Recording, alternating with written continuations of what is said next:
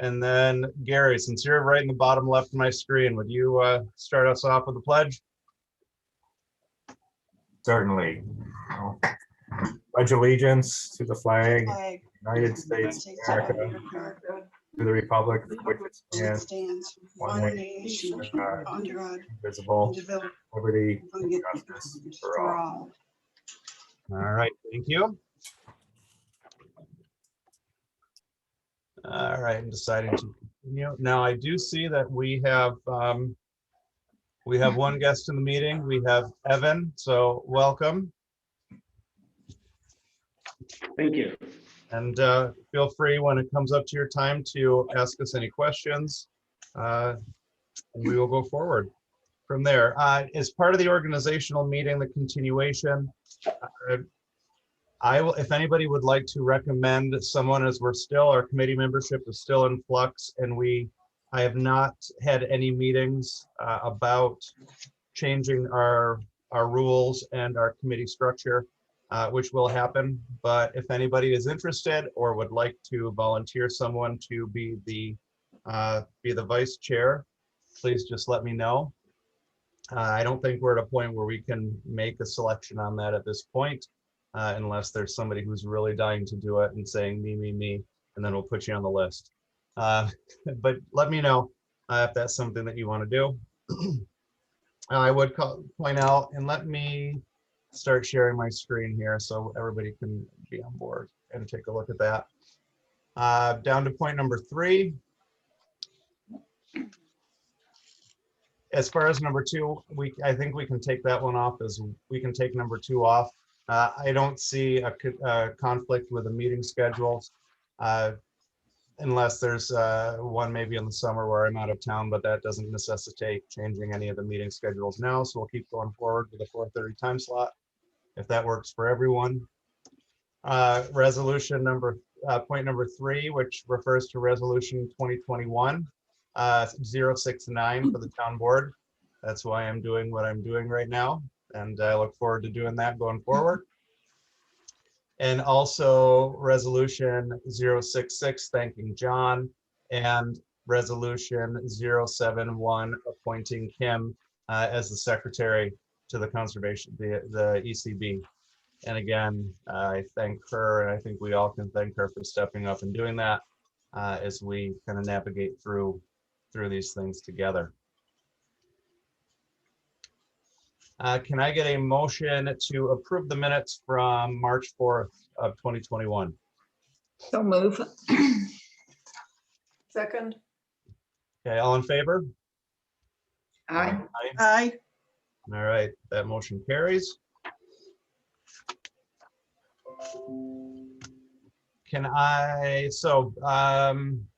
Gary, you had wanted to talk about the webpage.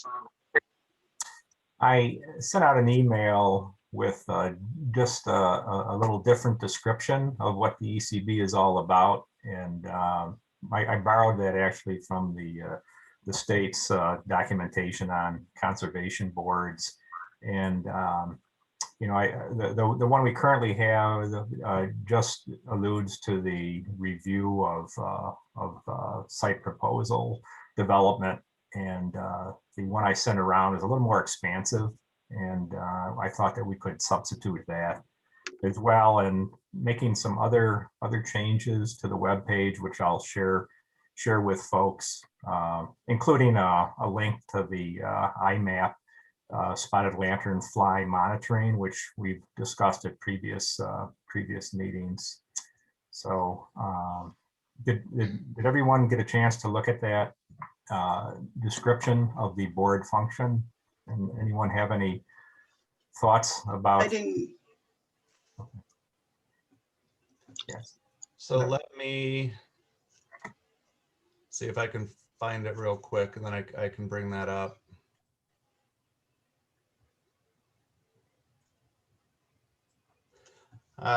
Does anybody have any comments on what Gary had shared?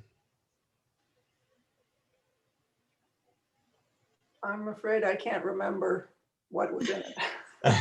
Sorry. So I am trying to bring that. The thing that I did like about it, as you mentioned, was that it does it is more expansive. It does have more information and it has a lot more, it's more what the committee actually is rather than just a group that looks at development, looks at build applications and things like that. That is one thing that I liked about it. I am having a hard time bringing that up right now. Oh, maybe it's right here. Okay. Let me just bring that over real quick.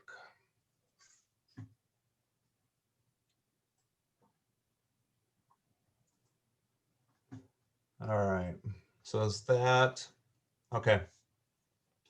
So one of the main things, can you guys see that all right? Mhm. All right, and like you said, by providing an environmental perspective on land use proposals, comprehensive plan, stewardship, natural areas and other issues, the ECB contributes to local land use decision-making, conservation, and quality of life for residents in the community. I really like that as it is more expansive and it is more than just shows what all of you do and putting that time in more than just a review body. You know, Yes. education, stewardship, land use, land management, all of those. I think that's an improvement. Yeah. So I would definitely say, unless there are any objections, as you go forward and you keep working on that, I think, you know, what we're going to have on that page, I think that's definitely something that we should include on there. Right, and I'll get up with Kim this coming week, and we'll talk about maybe some other modifications to the page, which we'll share with the group. Okay, perfect. All right, thank you for doing that. Now that I look at that, I have one suggestion, which is the list of things in here. I think they're all correct, but it doesn't say anything about review of specific, you know, just the routine individual things like reviewing a site plan for alterations to an existing property. That's not a land use proposal. It's a you know, it's a site plan. And that's not really covered in any of these areas, in any of these descriptions. So maybe one more word could go in there, which would be, I'm not quite sure, but something that kind of summarizes the routine recommendations that we make on decisions to be made by planning and zoning. I mean, in some cases they're variances, in some cases they're just site plans, but. Right, I can add something to that effect. Okay.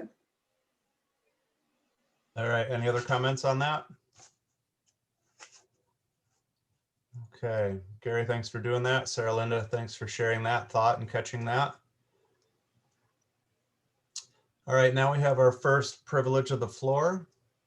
So I'd like to open that if anybody has any comments or any questions at this time.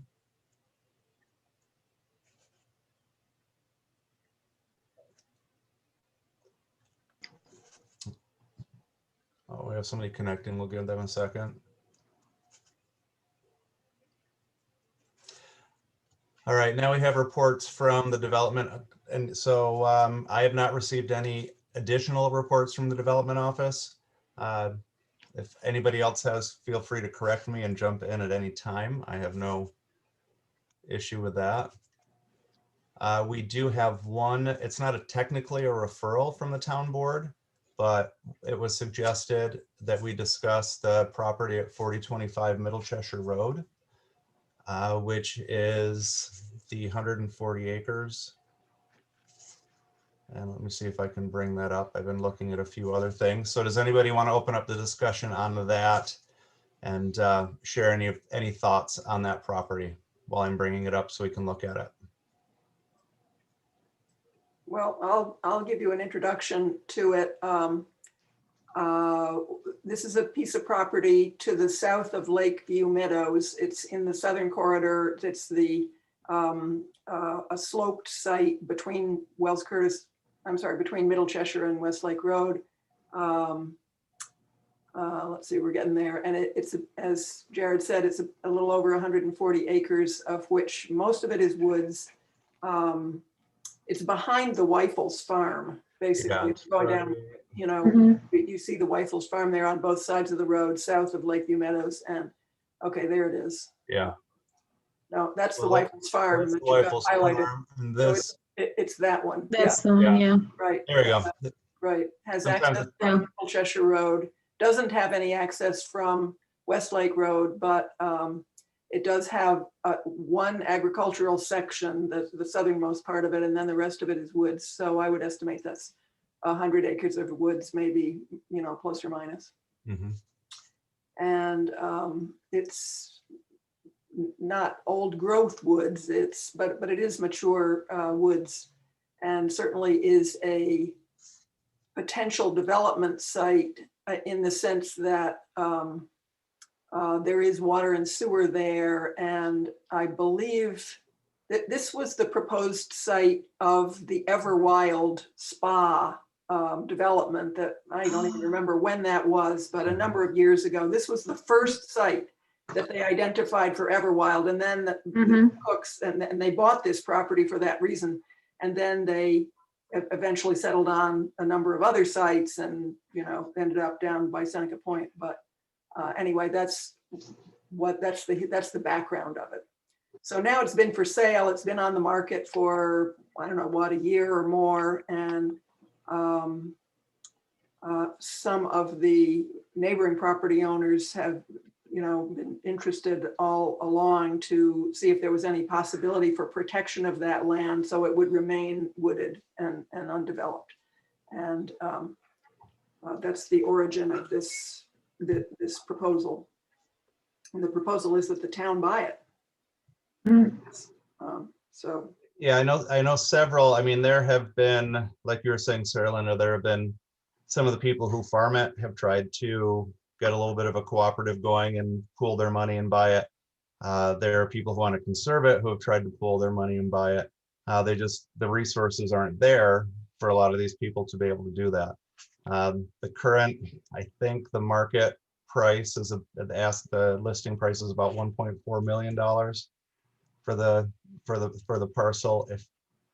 And I could be off by a little bit. I'm just pulling that out from memory from looking it up in the past. And it does connect to, you know, the whole development through here, the whole St. James Parkway, the PDRs that have already been granted in some of these areas. So it does continue what we have as far as open space, as far as trails, as far as hiking, and preserving and protecting that section. I have a little bit of an update on that. Jared, I think your number of 1.4 million was correct. That was the asking price for a long time. And I understand they now have dropped the price by 250,000. So the number that's being kicked around now is $1,050,000 or Okay. no, they dropped it by 250. So that would make it Okay. $1,150,000. So it's come down. On the other hand, the assessed value is significantly less than that. If I'm remembering correctly, it's closer to 700,000 or 750,000. So you have that same disconnect that came up with the Kellogg property of, you know, why should the town pay so much more than its assessed value? Yeah, full market value is 750. Mhm. Yeah, so the assessed is 750 right there.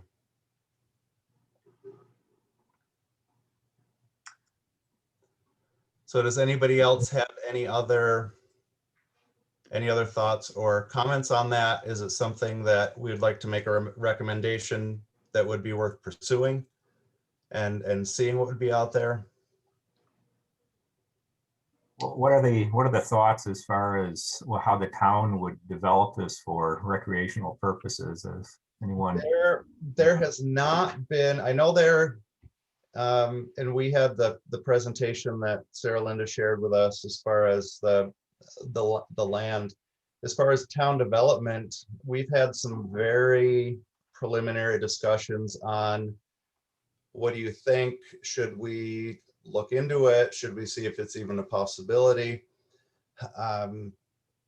It would be minimally developed, as far as my understanding would be, mainly for preservation, add some hiking trails through the land, potentially, depending on how we purchase it, if we use state money, then that could have an impact on the farming and the farm aspect down below, depending on how we purchase it and with what monies we use to purchase it. Mhm. But it would not be heavily developed. That would be my recommendation for it. That would be my hope, just to have it protected, have some trails, have some hiking, have some open space, and a buffer, so all of this is not continued all the way down here.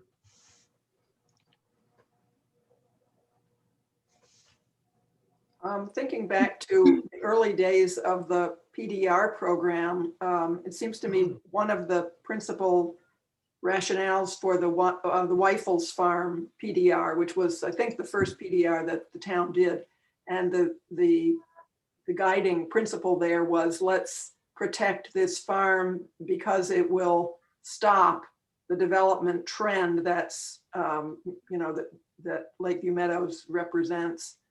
This will be a kind of a strong stop sign there, and it will keep that development from seeping any further south. Mhm. And I think that did work. And but this parcel is kind of a vulnerable point, because if it did come into the hands of somebody who wanted to remove the woods and subdivide it, there is access from Middle Cheshire Road there, and that could turn into another Lakeview Meadows. So I think I'm in favor of this. I'm not necessarily in favor of the town buying it at any price, or even at what's now the asking price, but I certainly think that from an environmental point of view, this is a very desirable land to protect, not necessarily to make any active use of, but just in a kind of a forever wild sense, plus hiking trails. And my other thought about it was, if it is there principally for passive recreation, it would really be great if a trail could be developed that would link down to Westlake Road, or conceivably down to the other land that is under discussion for parkland, the one next to German Brothers.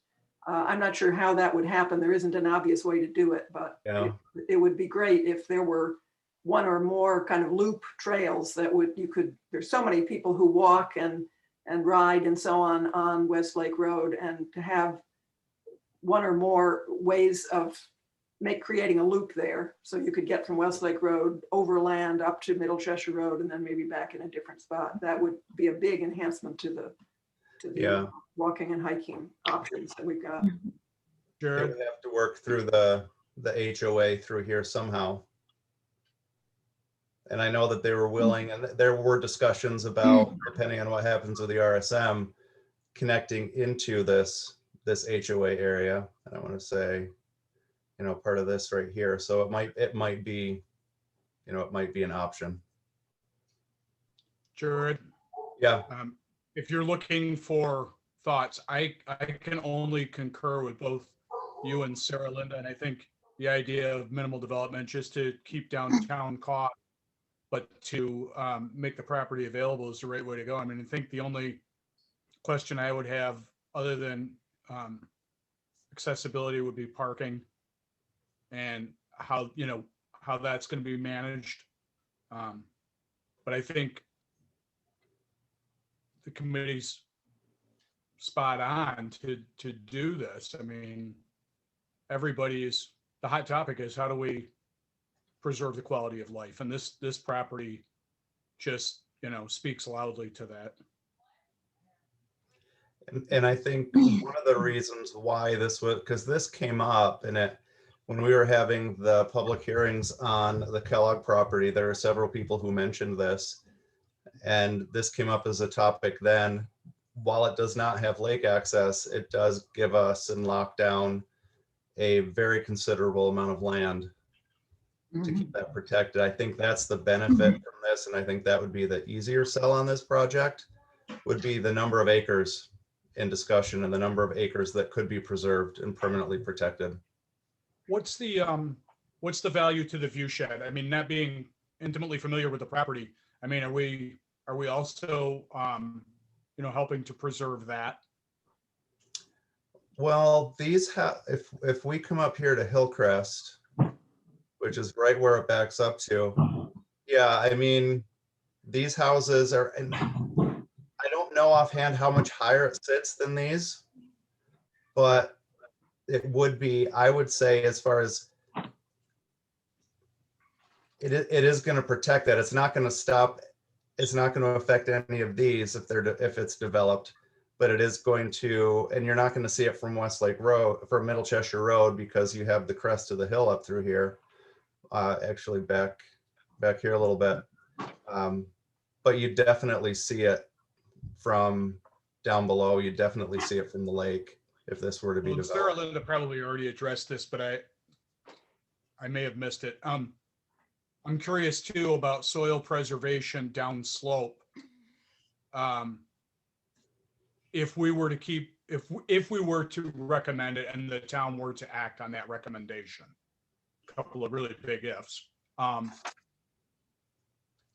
would think that keeping it fallow and or wooded would do a great deal to protect downslope properties from erosion from above. What are the, I guess I'm curious, what are the, other than seeing homes on it, I mean, what are the negatives to acquiring it? Does the town currently have funds available for that kind of an acquisition?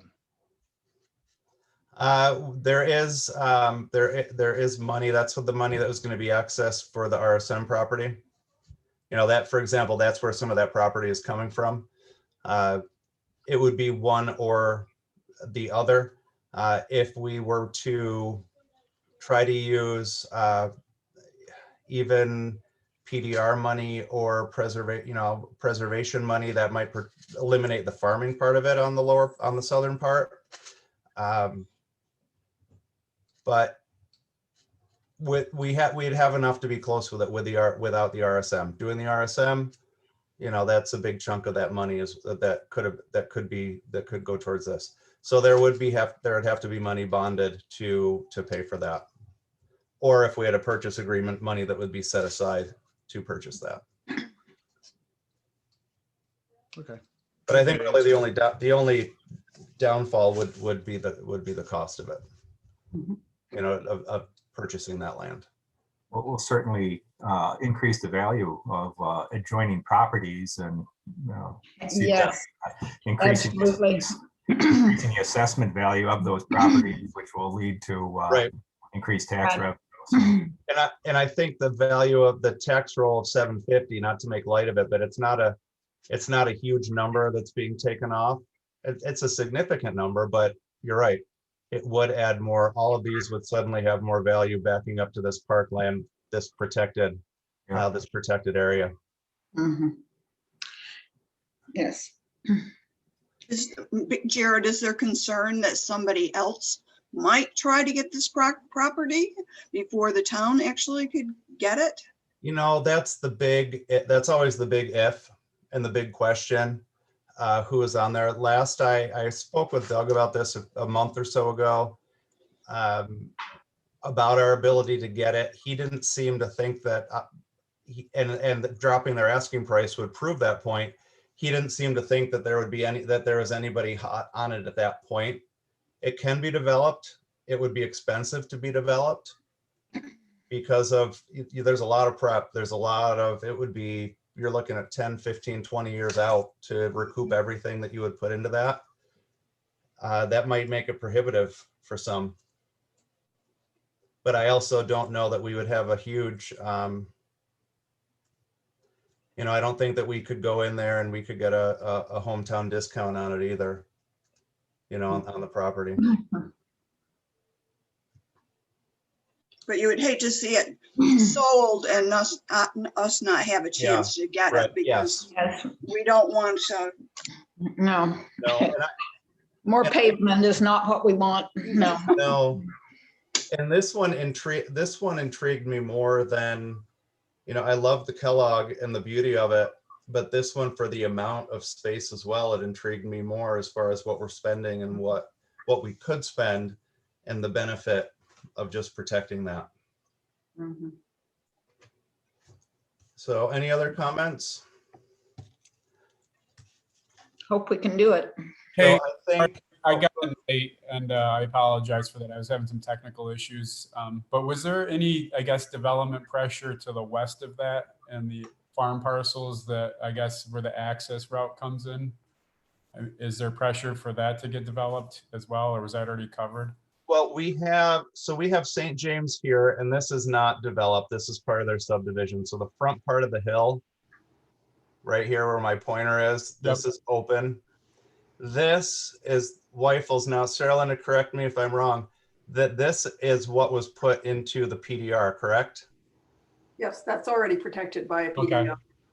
So this is already protected. So now would be backing up to a large parcel of protected land with a Weifels farm.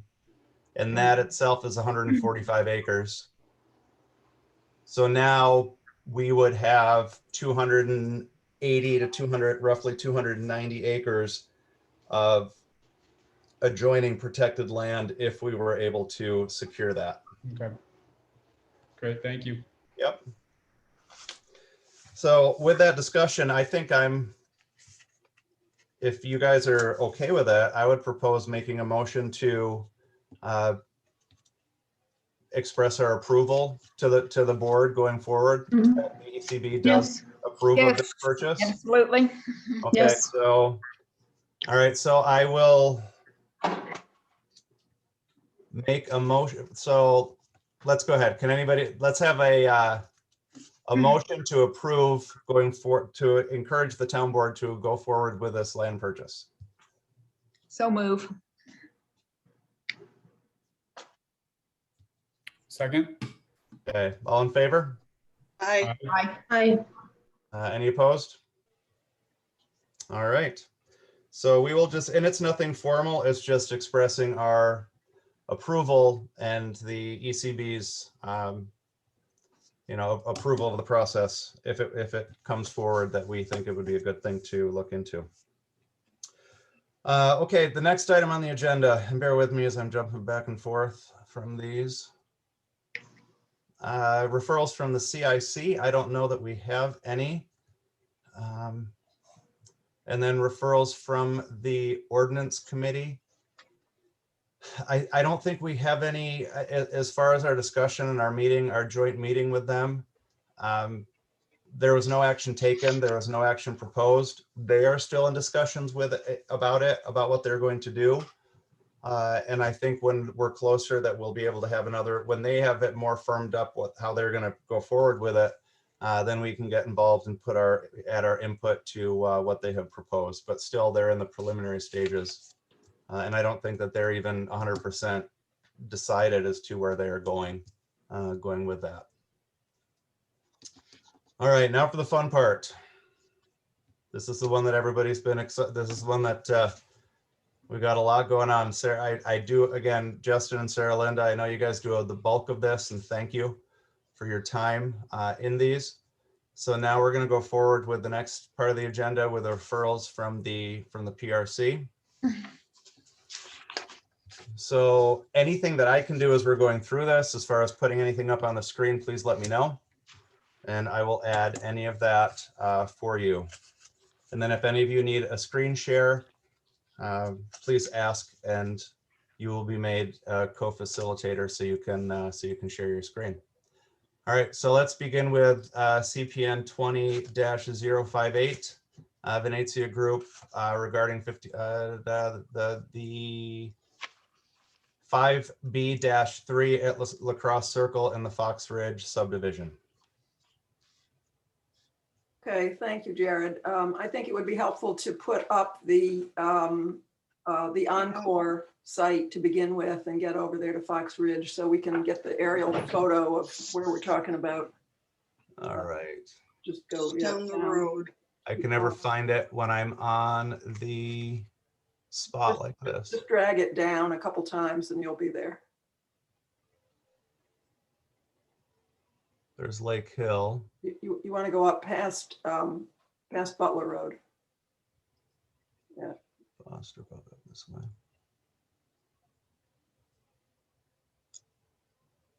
There's Butler. Okay. There's Butler. There's East Ridge, and Okay, we there's are West Ridge. somewhere.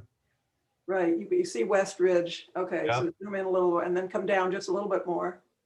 And that, no, not that one, but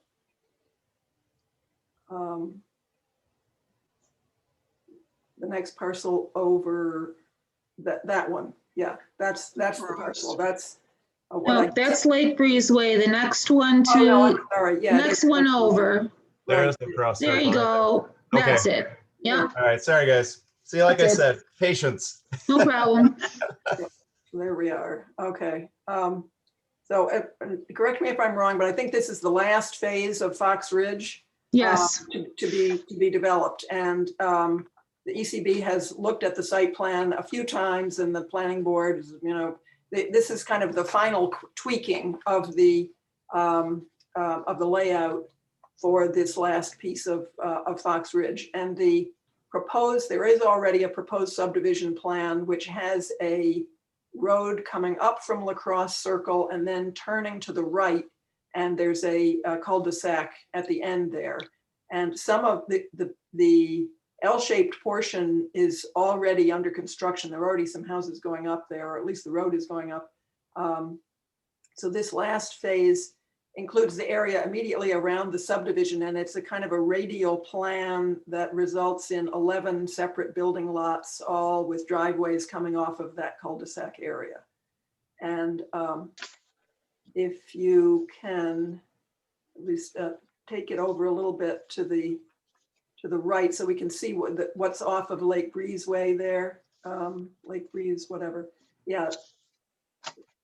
Okay, the one that's highlighted now is the site they call Dagger, which is behind the Cobblestone Cottage and to the south of Ashton Place.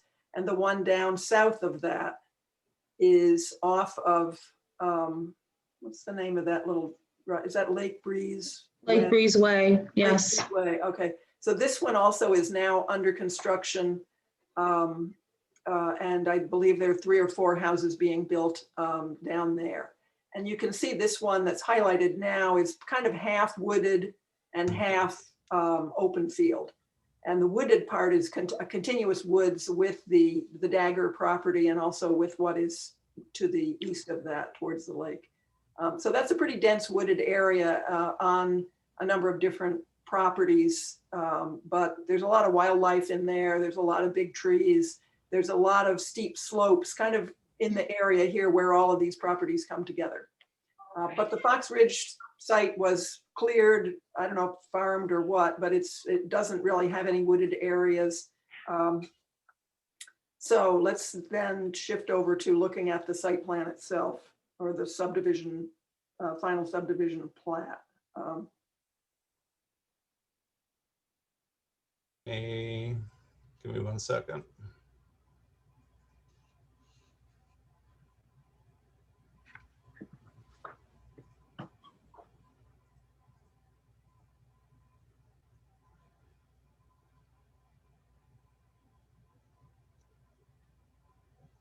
If you see it before I'm coming down here, let me know. I think it's way down at the bottom.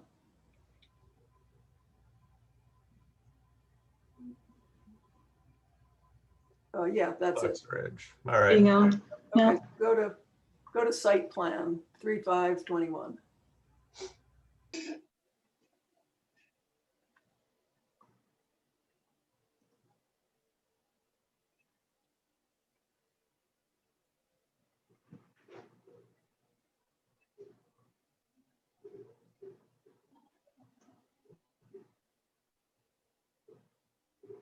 There we go. Okay, and then go to page 2. Okay, yeah, that showed you the contours. The high point is over here at the eastern edge, and it's kind of slopes to the north and the west from there. And then go to page 3. So this is the whole phase 5B, and then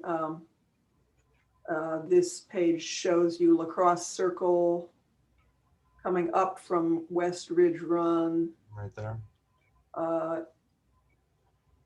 Yeah. Mhm.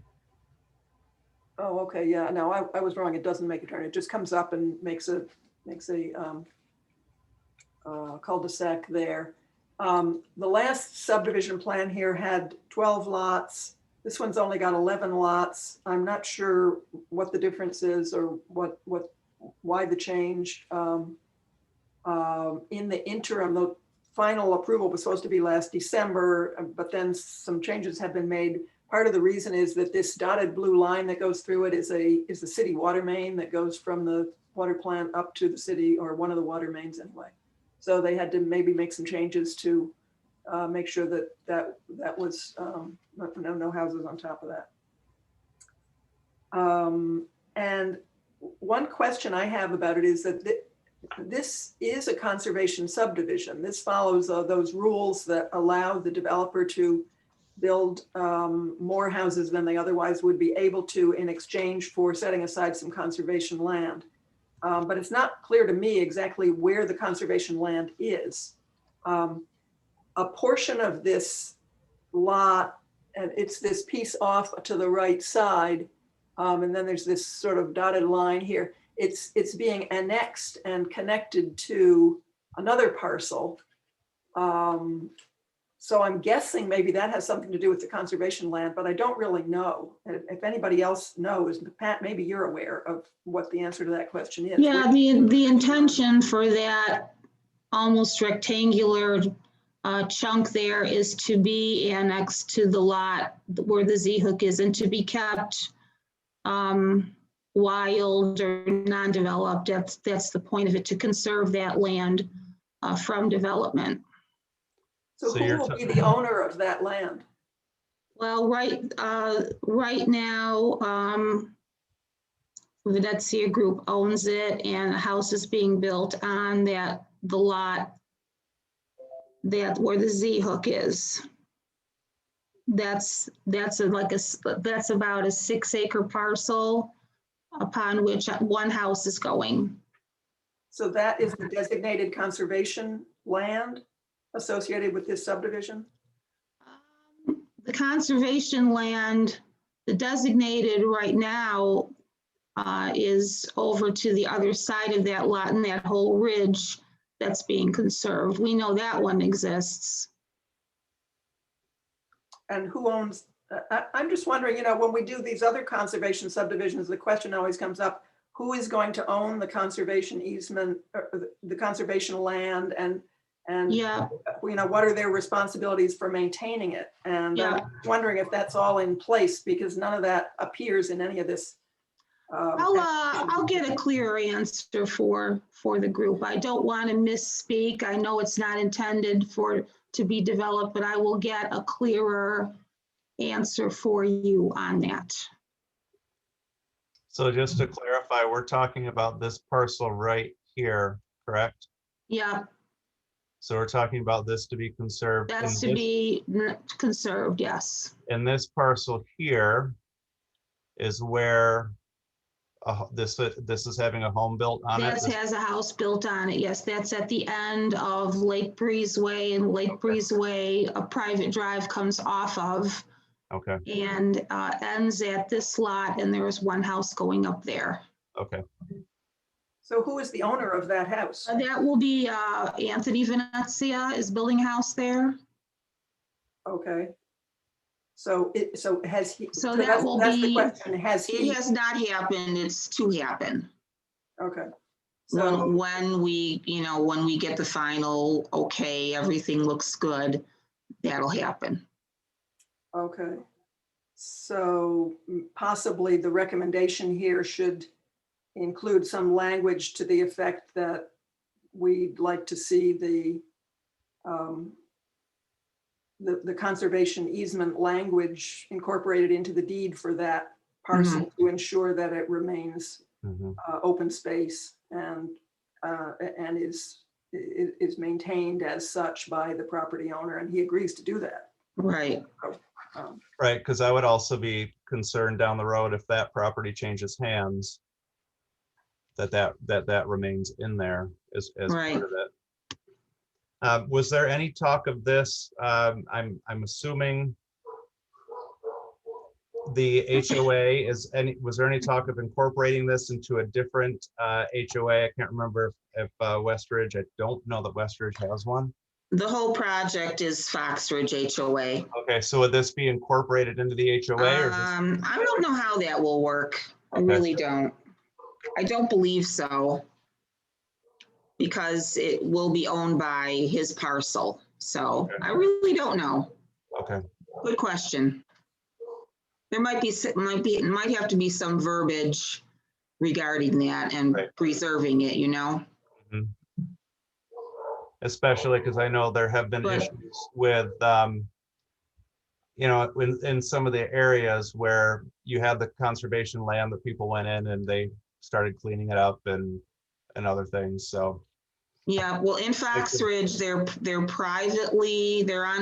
on lots, they're privately owned, but they're an easement that, I know we had to do an access easement for the one that is across the way on Lake Breezeway.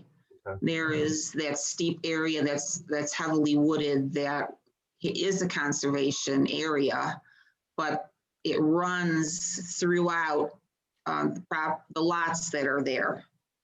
Okay, So it's not like independently, and the tax map is not quite portrayed correctly either. all right, Let's see. Right when you come onto Lake Breezeway, and there is the house to the right, and then there is the first lot. I'm over on Lake Breezeway there. The first lot, their property line goes all the way to the back. okay, And the lot north of that lot line goes all the way to the back to the property line. But all of that wooded is in conservation easement. okay, And then we just had to grant to the town permission to access that easement. So that is in play, that's in place. What else can I tell you?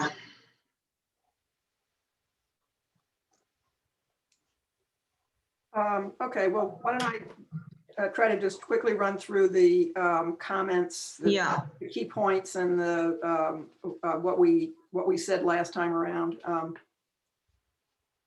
Okay, this is a revision to a 12-lot subdivision. Now it's 11 lots. It was a conservation subdivision. We still have a few questions about how the conservation land is, where it is and how it will be protected.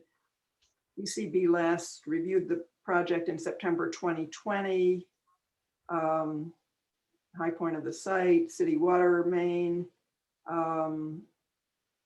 slopes and surrounding land uses. When we last reviewed it, the comment was, this land was cleared for development over a decade ago, contains no significant natural resources other than slopes and a swale. It offers an opportunity for implementing best practices in stormwater retention at the cul-de-sac center and at the swale at the site's low point. This remains a concern for ECB, along with the possible effects on the ridgeline views from the lake, because at least the eastern part of this, probably houses up there will be visible from the lake because they're on the high point. So our recommendation last time around was ECB encourages incorporating stormwater retention and infiltration measures such as bioswales and rain gardens where appropriate on the site.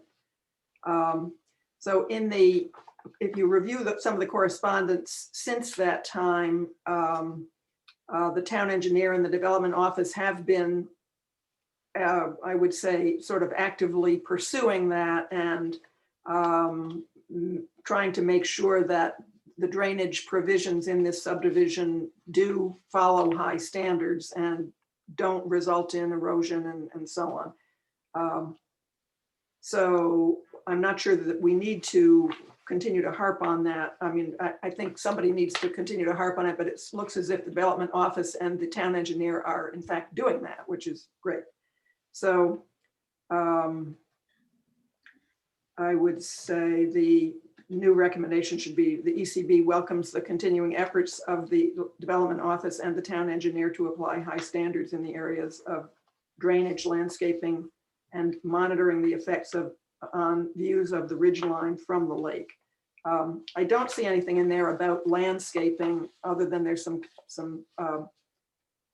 outstanding questions on locations of the street trees.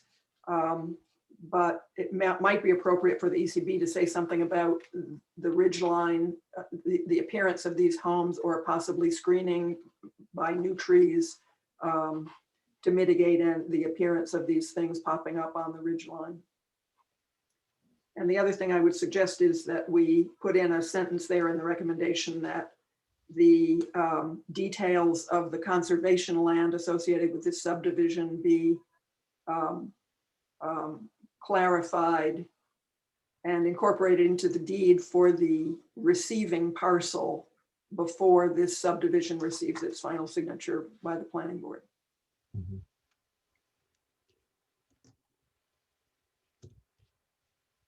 All right. Any other comments on those? I think that's those comments are good and very thorough for what we need. Any other discussion on this one? All right, thank you for that. All right, so now let's move on to the second one, which is 21-010, Aurora Power. And the proposal is 2890 County Road 10 for putting in solar. I think it'd be helpful to look at the Encore, look at this on Encore again for the bird's eye view.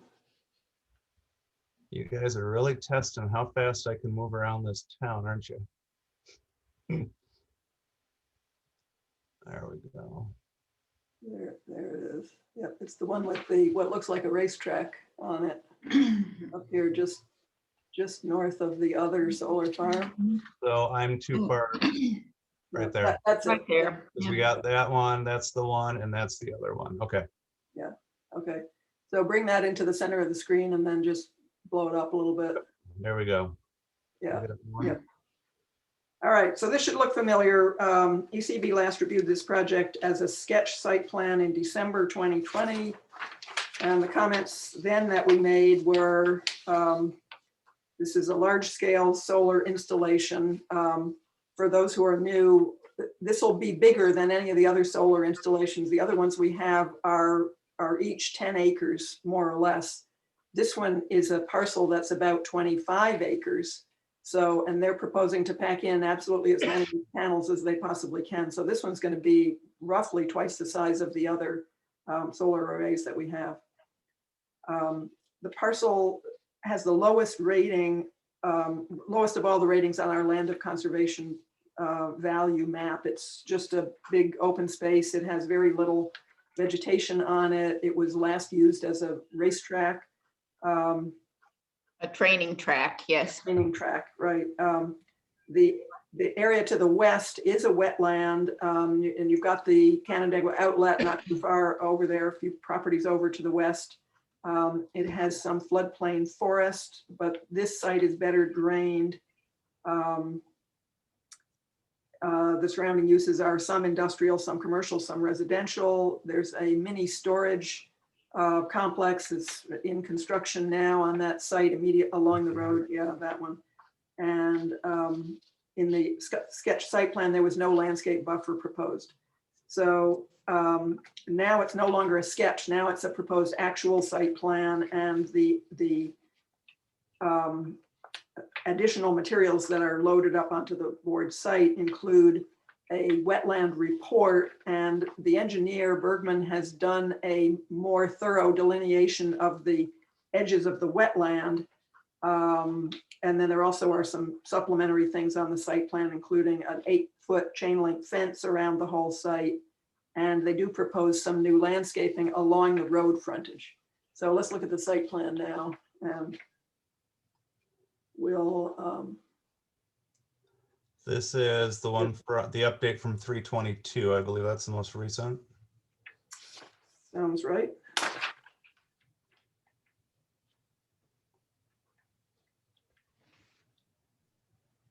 Okay, so let's go to page 2. Well, yeah, okay, no, keep going, page 3. 3 has, there we go. Okay, keep going, page 4. Oh, okay, this is good. So their wetland study included, I'm not sure why this is, but all the stuff with the green dots is actually on the next parcel to the north. But the parcel that we're talking about is this one that is mostly clear. And then towards the back of it, it's got these areas with either blue, yellow, pink, or green dots. Those are all different forms of wetland. And in the key, it tells you what they're all, what the names of each of them are. There is PEM, PSS, PUB, and PFO. And if you go way down, or if you investigate, you'll find out what those are. And they are, well, here, go back to that part of the site so we can see. Okay, and then come up, yeah. The biggest one back here is the blue, and that is called, if you go into their wetland report, they define that as Bergman Delineated Federal Wetland 2. And then there's a little more explanation of what that is exactly. The other ones are, the pink one is, oh shoot, well, whichever they are. One of them is forested swamp, one of them is shrub bog, and one of them is pond. So bottom line is it's pretty wet back there at the west end of the site. Although it's been cleared, it doesn't have, it's not an obvious wetland, but it is damp soil. So so let me go through my comments here on the environmental concerns. Well, no, wait a minute. Before we do that, go on to the next page, because that will show us what they're proposing on landscaping. Okay, here, this is what they're proposing in terms of the panels. And their strategy is basically just put the panels right over the wetlands. And the rest of the site development is, a road comes in along the southern edge. There are a couple of buildings related to the power generation and whatever. And then along the road frontage here, you have a row of 2 different kinds of evergreens providing screening. So then, okay, so with that in mind, here's what I've got. What we said last time around on environmental concerns is these panels appear to be more tightly spaced than those on the adjacent parcels. What are the consequences in terms of infiltration and runoff? That's the question. 2, how will the ground covers and site drainage be handled? And the third one was, what, if any, visual buffering is proposed at the street frontage and the perimeter? So the current comments with this new site plan are, first of all, no information is included concerning the potential effects of the spacing on the land and vegetation below, or if there was information, I missed it. No information is provided on the ground covers. There is information about site drainage in the plan.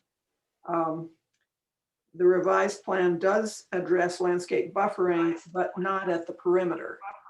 And my concern there is mainly from the north, because as you're driving south along County Road 10, it's all well and good to have evergreens right along the road frontage, but you've got this long expanse of solar panels, which are going to be a pretty prominent visual feature that you'll see approaching the site from the north. So, okay, and then the last one is more detailed information on the wetland boundary indicates that the west section of the parcel is a designated wetland, including areas identified as forested swamp, shrub bog, and pond, and Bergman delineated federal wetland 2, the largest of the wetland types. the wetland delineation report indicates that the total area of the wetlands within the site is 1.5 acres, much of which the applicants propose to cover with solar panels. So I talked with Chris Jensen, who is responsible for wetlands in the town. He's the flood administrator. And I asked him, what's the deal about putting solar panels on top of a wetland? Is this legitimate, or is it, is DEC or anybody else going to tell us you should or you shouldn't do that? And his answer was, well, first of all, DEC is not going to be involved because this is not a state designated wetland.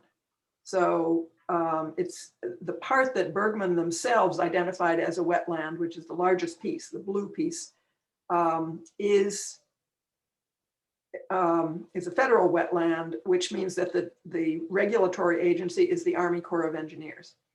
And according to Chris, the standard way you treat a wetland like this, or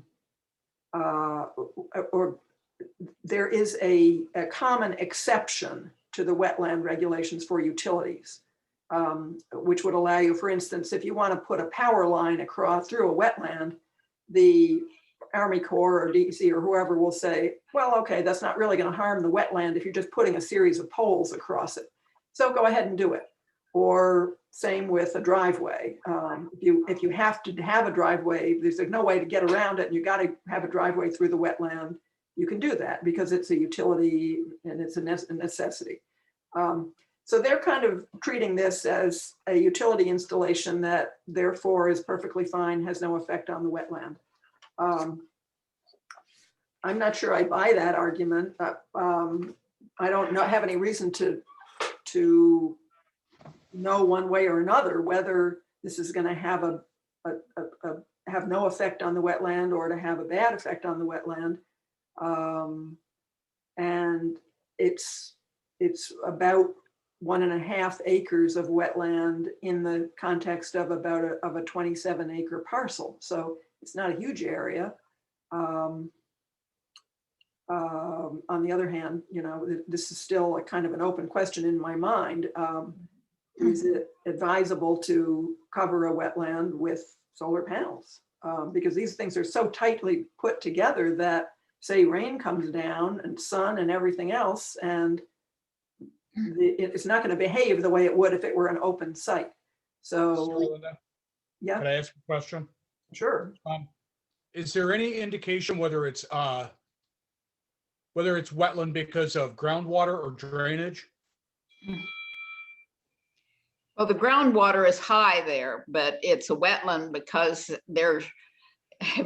it is in a drainage area. Okay, it's the low back corner of the property. It is a low back corner. Yeah, it's all draining off to the outlet actually through there. My feeling is, I mean, and I'm just going to give you guys my gut reaction. I don't like it.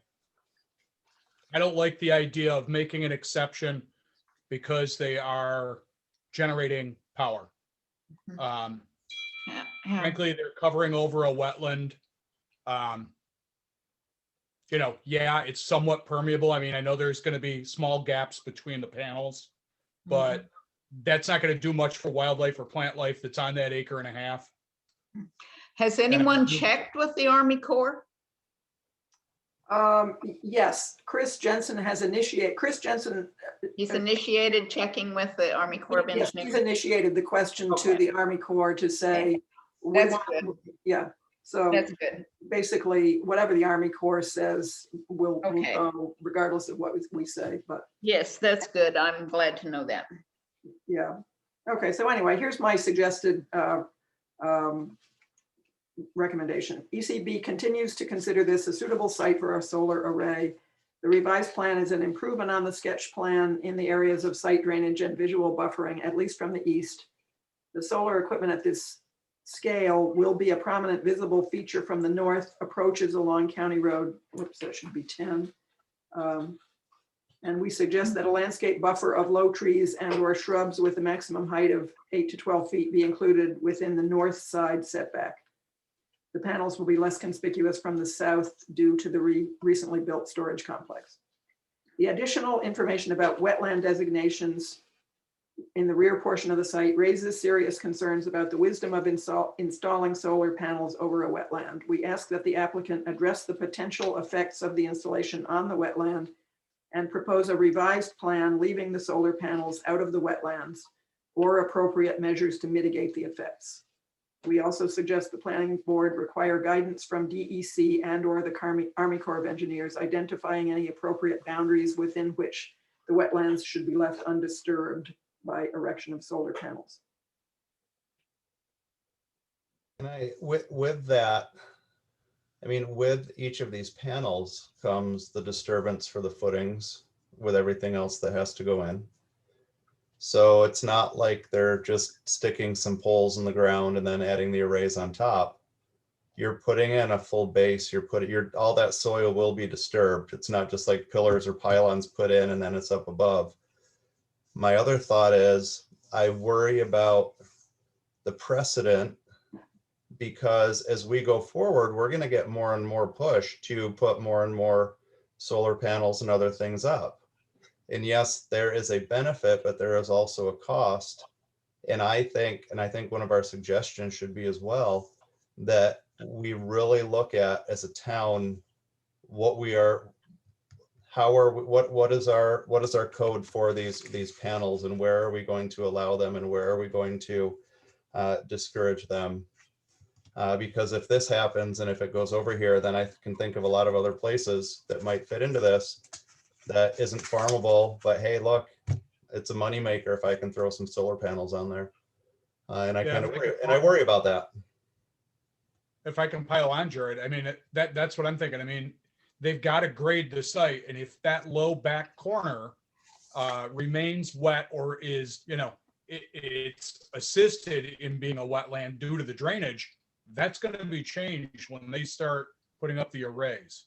And I agree that completely with, we have to establish some guidelines, or we're going to find ourselves with little solar farms everywhere. And that whole parcel, I used to work over on County Road 10, and I actually spent a little bit of time out there many, many years ago. And that whole area of town, I mean, it's just so sensitive. And if we allow encroachment, I think we're just opening a Pandora's box there. I think Sarah's right. I mean, I think they need to come back with some pretty serious revisions. These solar farms are everywhere, and my suspicions are there is experience with them being developed on wetland areas. Probably has been studied. It'll be interesting if they're able to provide us some additional information about what the impacts on the flora and fauna would be doing something like this. Yeah, I'd like to see them come back with why it should be acceptable. I know the Army Corps is involved, but yeah, what other research is out there that is saying that this isn't going to create a problem? What other projects have been put forward? I like that. Jared, I like your idea of suggesting that the town take a wider look at this. And one of the reasons is the same meeting that we looked at this earlier back in December. We also looked at one that was on Route 5 and 20, also a sketch plan that was also for about 25 acres. Mhm. In that case, I mean, here we have maybe 2 acres at the back that is wetland. In that case, out of the 25 acres, about 10 acres was woods. Wooded, And yeah. so this one looked really good to me, because the other one, they were talking about just totally clearing 10 acres of woods. So I would, my hope was that the town would give them the message, look for a different parcel, because we don't want you tearing down 10 acres of woods to put up a solar farm. And I hope they got that message. I don't know if they did. It was just a sketch review, but I haven't heard anything about what the outcome on that project was, and I'm curious. And I would fully support that going forward. So Kim, if you can throw that in there to remind us that we need to look at our regulations. We do need to look at our code relating to this, or we could really find ourselves behind the 8 ball and reacting to what's going in rather than having a policy set in time to avoid any of these problems. Yeah, it'd be good, yeah, proactively to identify areas that, geez, this would be very Yes. good for solar Yeah, solar It'd be a development. great spot to put it because Yep. nobody can see it and it's not valuable land and it's not gonna. I worry about I put up solar panels on my house a year ago, but I also, in a spot like this, I worry about the runoff. Is there any, I know they're pretty tight, but if we're near the water, is there any issue of any sort of leakage or seepage or anything else with that? I don't know. I think we really need to think hard about a wind and solar guidelines. Yep. Put it on the list. My list is growing. Well, we're definitely heading towards an electric-based economy, so we need to certainly keep an open mind. Well, yeah, we need to act now. I'll send you an email, Jared. What's that? And so I'll send you some email on all of that. Okay. All right. Any other comments on that one? All right. Thanks everybody for their input on that. Okay, let's move on to the next one, 21-017, which is element design for the 4853 County Road 16. Site plan approval for the construction of a 2-car garage. Didn't that Oh, one no, get set aside? Was this the Hoffen one? Yep. Often, That's the yeah. one they took off the You agenda. got it. Yeah. See, that's where I should read the name there. So Good catch. one less thing. You just saved us about 20 minutes. There you go. We get an early dinner tonight. right. Let's move on then to 21-018. Caustic Engineering. And I believe Evan is here. And this is regarding 3844 County Road 16. All right, so let's open the discussion on that one. Hi, my name's David Levy, and David. I'm the owner representative and attorney, and I just wanted to introduce myself to everyone. And you're right, Caustic Engineering is representing us on this application, so I just wanted to say hello and identify myself, but I'll turn it over to my betters at Caustic now. All right, thank you. Thank you. This is Evan Gaffel. Thanks for having us. Are you looking for us to give you an overview or how? Well, we will, Sarah Linda or Justin, which one of you did the review of this one? I did this one. Okay, so let's do the review, and then if you have any questions, because some questions might come up during that you might have answers for, or other questions that that the group has as part of that. So let's do the review first, and then we can discuss second.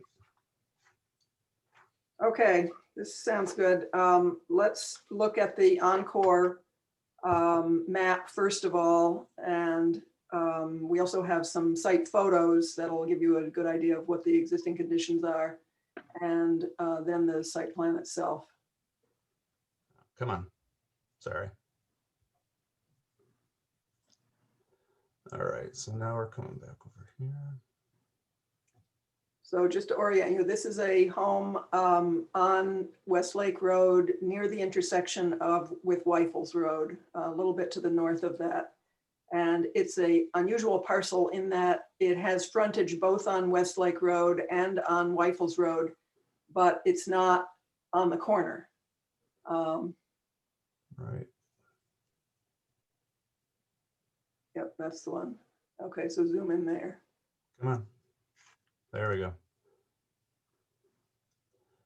For some reason, it's being slow. It might take a second.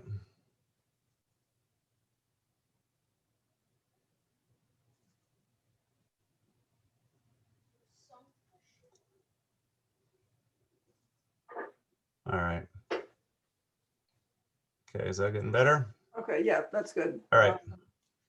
All right, so the application has two basic parts to it, both of which require variances. One of them has to do with the driveway. When this house was new, which was not all that long ago, they put in a driveway from Westlake Road up along the northern edge of the parcel.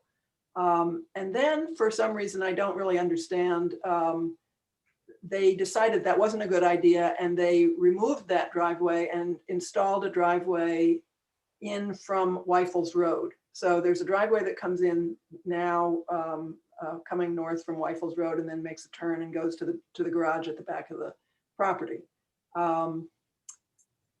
Or possibly that always existed. I'm not sure about that. But in any case, I know there was one going down to Westlake Road at one time and then it was abandoned. And instead of that, just a concrete paver walkway was put in. So one of the variances is to restore that driveway. And it's a variance because the local zoning ordinance says you can only have one driveway. So that would require a variance if the town permits him to do that. Second variance is, has to do with the proposed development on the lakeshore part of the lot. And that's this section. You want to zoom in a little bit on the, Yep. on the piece by the lake. Yep, that's good. The applicant would like to place a new accessory structure on the wider portion of this lot down towards the south. You can see the other properties along this section of Westlake Road, in many cases do have an accessory structure on the other side. What this one would be a 100 square foot building that would include a restroom and pumping stuff to, you know, get the connect the restroom with the public sewer on the other side of Westlake Road. It needs a variance because it would be a setback variance because the setback requires that you stay 50 feet away from the property line, but obviously that's not possible because of the size of the lot. So it's an area variance on setback. And then there's a second variance connected with this proposed building. And that is because you're only allowed on a single parcel to have the main house. You can have a detached garage, and then beyond that, you're only allowed to have one more accessory structure, and it can only be 100 feet. But in this case, they already have the house with an attached garage. They already have a detached garage, and on top of that, they already have a shed, which is 340 square feet. So they've already got a substantial accessory structure that exceeds what's permitted. And then they want to do yet another accessory structure. So that's the subject of the second variance just on that part. So it's actually 3 variances. So going through the key points, describes them, the site plan submission does not include an existing conditions plan. That should be provided before the planning and zoning board reviews. The driveway modification adds a roughly 10-foot wide paved drive in place of a concrete paver path of 4 to 5 feet in width. Oh, this would be a good time to go to the photographs. So if you go back to the board site, Jared, down towards, okay, go up, up, up, up, up. Yeah, there it is. Okay, so here, photos 1 through 5. Let's just run through those.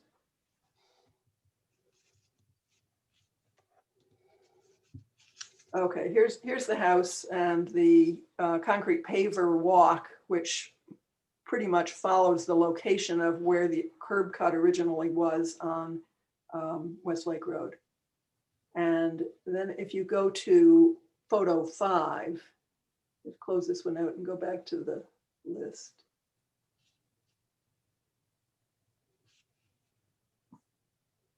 You go back to the town of Canandaigua tab. Yep, it should be coming up. It's just being slow. Oh, okay. If I get rid of that one. There we go. Yeah, okay, here we go. Yeah, this is the driveway coming in from Weifels Road. So, and that little brown building, I'm guessing, is the 341 square foot shed. So that's what it looks like from from Wells Curtis. Okay, and then the other 3 photos are of the lakefront portion of the lot. Photo 2.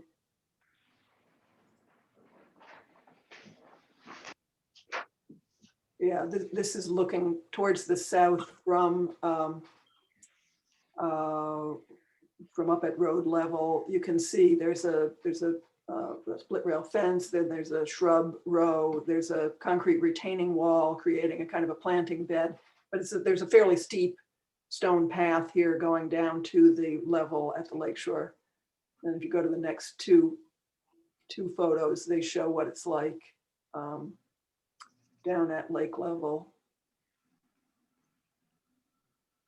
Yeah, here's one looking north along the concrete retaining wall. You can see the lakeshore has got a kind of, it's got a grassy section and then a boulder section and a shale section. The masonry wall over there in the distance is on the next property over. And then there's one more photo looking in the other direction. Which one didn't we hit yet? I think that would look for number 4. I think that's the one we haven't seen yet.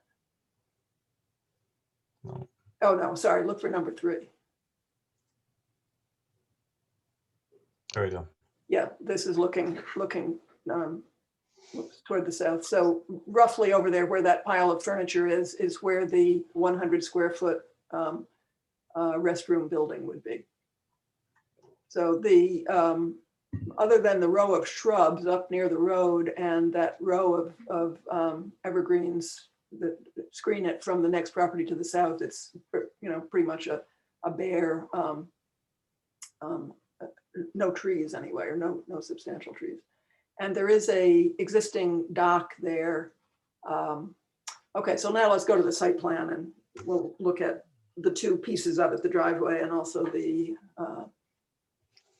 lakefront improvements. Okay. Now here's the driveway. New asphalt drive, basically. It's pitched a little bit towards the south and there is a proposed stone-lined swale coming down the length of the driveway, and then there isn't really any indication of what's supposed to happen with the drainage, but I would imagine what they have in mind is to, at this point where the pedestrian path going up to the house meets the driveway, I would assume that at that point they're going to put the drainage into a culvert and take it down into the ditch alongside of Westlake Road. But that's just a guess. There isn't really anything on the site plan that details the drainage. So that, okay, then go to the other page. Go back to page 1, which is the lakefront portion of the property. Right. So there are, in addition to the shed here, which is 100 square feet, it's raised up to 694, which is a couple feet above grade. So there's some steps up and there's some landscaping proposed around the shed. The concrete retaining wall and the shrubs and the fence and so on would all remain the same. But instead of that steep paved or sort of pea gravel walk that you have to negotiate your way down now, they're proposing to bring in a fair amount of fill so that there will be a sloped, there'll be a slope going from road level gradually down to the lake level. And then instead of that area that is kind of rocks and shale, they are proposing, and down here in the lower right is the detail of a series of boulder stones that would be actually placed in roughly a 4-foot band below the mean high water mark. So that would sort of stabilize the lakefront. The rest of it, they're just going to continue to be grass. The site plan also shows a new permanent dock there with a roofed boat hoist. This is on top of another one that's already there. So I kind of had a little bit of a question about that. But I was informed by Chris Jensen that this was none of our business because it's covered by the docks and moorings law and we have no authority, so we might as well shut up about it. So that's the lakefront improvements in a nutshell. Now, what I listed here under environmental concerns, here are the things. First of all, this is a large lot. The site will be in compliance with the lot coverage requirements. However, ECB questions the appropriateness of adding another accessory structure on top of the existing attached and detached garage and non-conforming shed of 341 square feet. Second concern, the two large dock and hoist structures will give a congested appearance to the site from the lakeside. The lack of trees on the lakefront part is at odds with the intent of the lakeshore guidelines. And third, and this is probably the biggest one, no provisions are made to mitigate the additional runoff from the expanded driveway footprint. So my suggested recommendation is if the ZBA determines that the additional accessory structure is justified, the setback variance appears to be reasonable and consistent with the treatment of similar accessory buildings on nearby lakefront lots. The provision of an additional accessory structure when the existing accessory structure already exceeds the allowed size by 240 feet, together with the unusually large concentration of dock structures, suggests overbuilding. Removal of the existing shed appears to be a better option than the granting of another variance.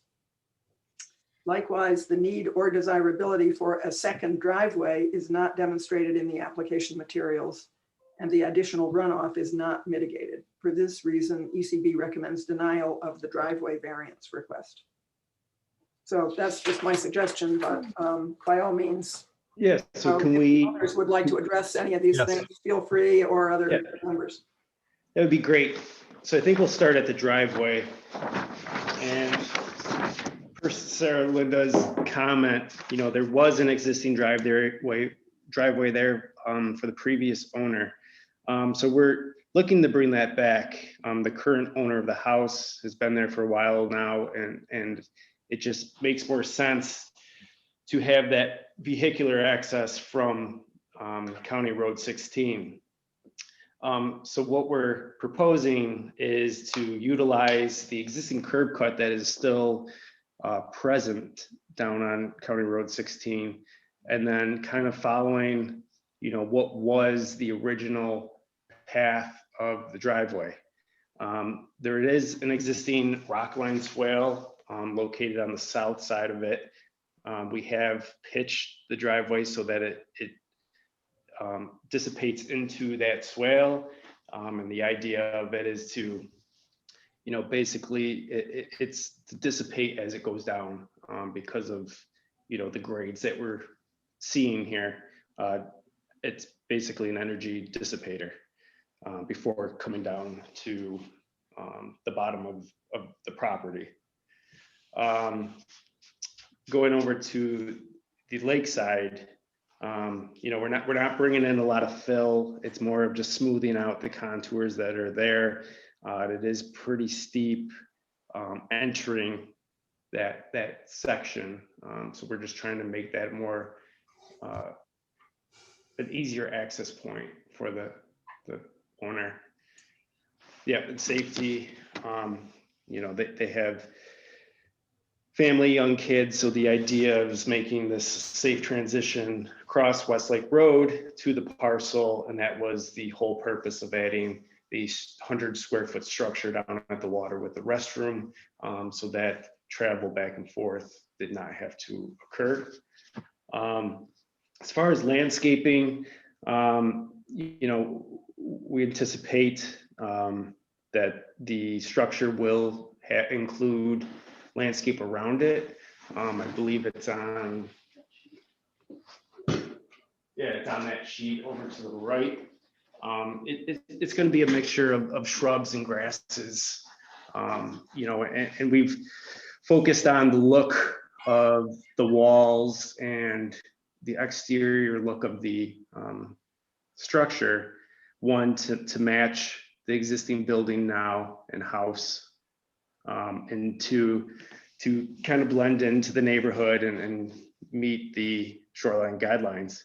The existing masonry wall that runs north-south on the property that's existing, that's also going to be facelifted with a more natural stone, instead of just having that blank concrete look.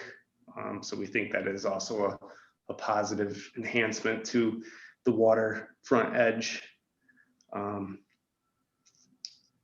So I hope that helped answer any questions or concerns or.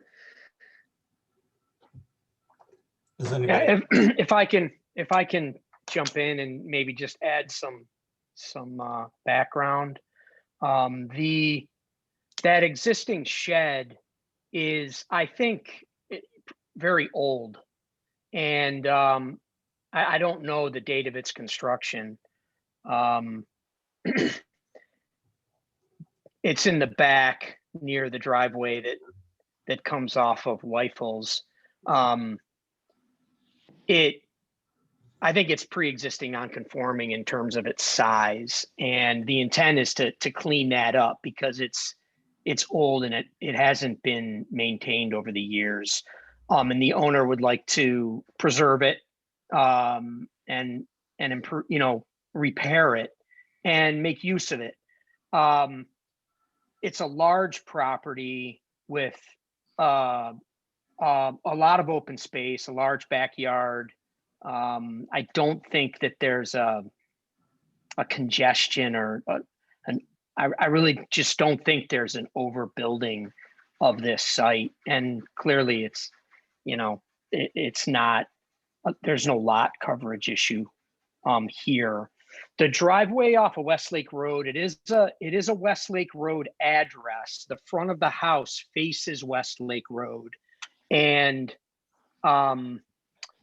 for people finding the property, in particular delivery vehicles, which is a big part of life these days, delivery vehicles currently, they find the property and they park on the shoulder. One of the reasons for the driveway is to provide a means for not only the resident, not only the owner of the property, but also visitors and delivery vehicles to be able to pull in a driveway off of the road and have access that way. We just bought the property about a year ago, and I couldn't tell you why they eliminated the driveway. I don't know the story why they eliminated the driveway and replaced it with the walkway and decided to come in off of Weifels. We consider it more convenient, more normal even for the area. I mean, I think we all know that most of the homes that face Westlake Road have a driveway coming in the front yard. It would be more convenient and we think better and safer for access to the property. The other issue that we found is snow removal can be kind of difficult when you've got a dead end at the house without that pass through to Westlake Road. At heavy snow, it's been a challenge to push it uphill and get it into a spot that doesn't block a sidewalk or a gate or where there are things that you'd like to be able to walk to in the wintertime. At the water, just to emphasize, the permitted size, 100 square feet, we are complying with that. We're not asking for a bigger size structure. It is only large enough for a bathroom and a sink and a refrigerator. that is to provide, convenience and, to improve the enjoyability of the shore and so that people can be at the lake and stay at the lake without having to go back across the street to go to the bathroom, to get refreshments, etc. We do have an architect who has designed the accessory structure to be harmonious with the home on the hill. So we do think that it is aesthetic and pleasing. As we understand also, the second dock is not part of this application because it's a separate matter. That's our instruction from Chris Jensen as well. That is I don't think that it is an overbuilt situation. It's just a matter of lake living, I think, and trying to enjoy the lakefront the way the property owner wants to. And as I think Sarah Linda pointed out, that entrance onto that shoreline parcel is rather steep. And as Evan said, we're just trying to grade it so it's a safer, they bring a golf cart down, and it just makes it a safer approach, not only onto the parcel, but also importantly, leaving the parcel so that you can be, have a better approach to the road before crossing it. We think it's a tasteful, respectful of the ordinance application. Obviously the variance, you can't get 50 feet off the road. You'd be in the lake. Is it 60 feet, 50, 60 feet? You'd be in the lake to comply with the setback.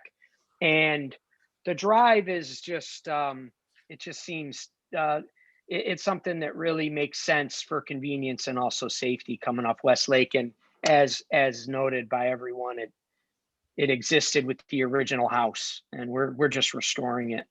So sorry to ramble on. I just wanted to provide some additional comments in case they were helpful. What's the surface on the driveway? What's the proposed surfacing? It's shown right now as asphalt, but I think, the final determination of the surface hasn't been nailed down. Obviously asphalt creates more of a runoff problem than a permeable. Sure. Yeah, I think that, as I understand it from Costitch, because of the existing drainage, there's already an existing swale that's rocked, or I don't know what the term is, just south of the walk and what would be the driveway. There already is an existing drainage swale to handle that runoff and direct it into the swale that runs parallel to the road in north-south.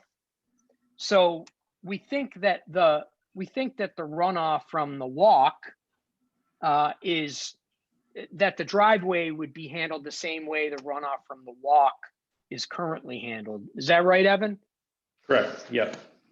And fellas, what's what I saw the picture, but pictures aren't always worth 1,000 words.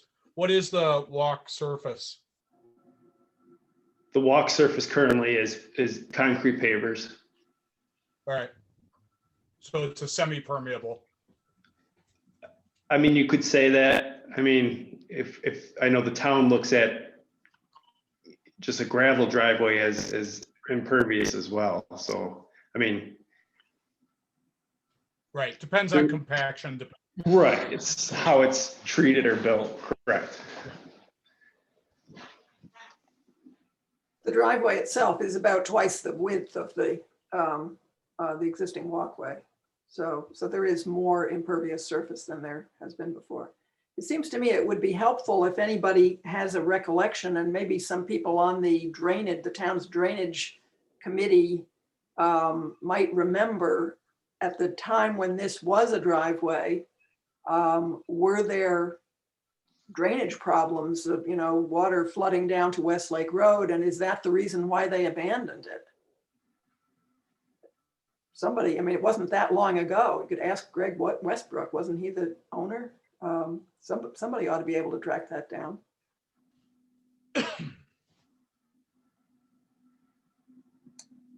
Yeah, I think personally, those, I would want to just see a little bit more, information addressing what was, what is, and what we will do.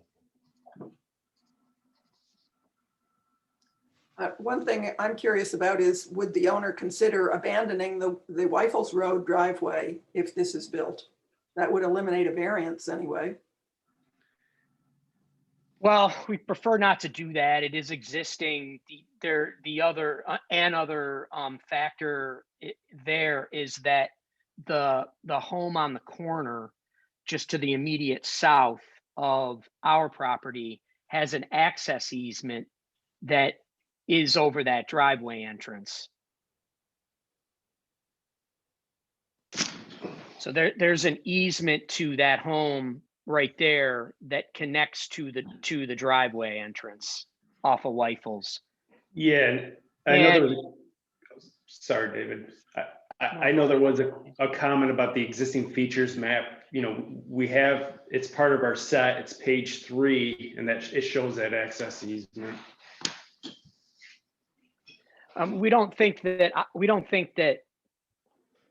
having the second entrance is out of the character of the neighborhood or causes any problems, or we think that as far as the variance goes, we think that on the normal this benefit to the applicant versus detriment to the surrounding area. We don't think there is any detriment to the surrounding area. It's under the current circumstances, we think just allowing both curb cuts is not unreasonable at all. So that's how we feel about it.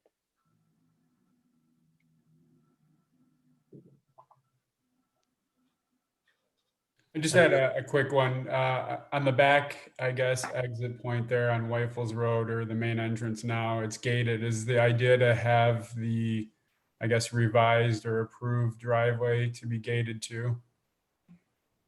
Yes, there would be a gate up near the corner of the house. So not near the road, I guess. Jam. Right. That's right. Not near the road. Up near the right to the left of the arrow. Yeah, like in that general location. That's where the gate would be for that access point. And the gate is there for security. The owner does have small children, very young children, and a dog. So. Yeah, the reason I ask is just as you mentioned earlier, the issues you had with deliveries and stuff. If someone's able to open that up or have access for them, so the drivers for that aren't backing out in the 16, and Sure. I question that corner, as that may be part of a reasoning behind that driveway removal. Is I don't know what happened in the past there either, but seems like a tough area for a driver to kind of pull out and turn around into. Well, the gate access does have a telephone access system that allows the owner to allow entry by anyone who comes up to a control pad and calls. So access will not be a problem for anyone. Yeah, sorry, I didn't mean to get into the weeds there a little bit. I apologize. Oh, not at all. Not at all. So Though I think sight distances also are perfectly, I don't think there's any problem at all with sight distances in this location at that curb cut, looking north and south on Route 16 there.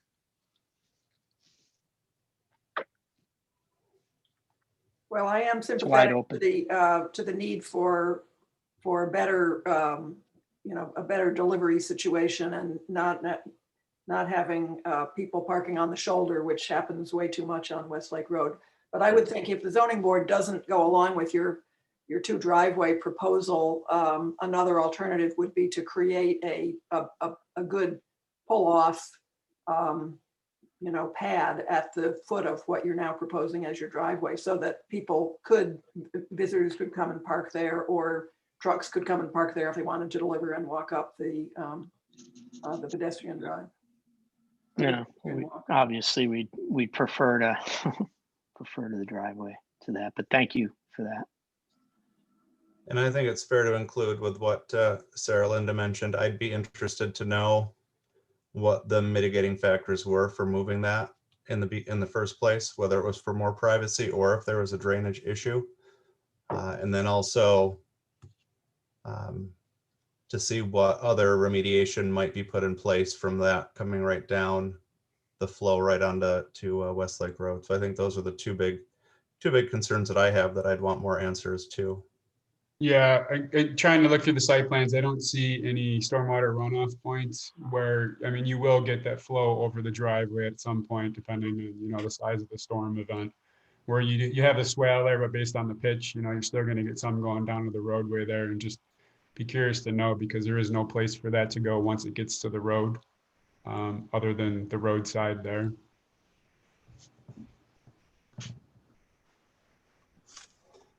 All right, anybody else have any other questions?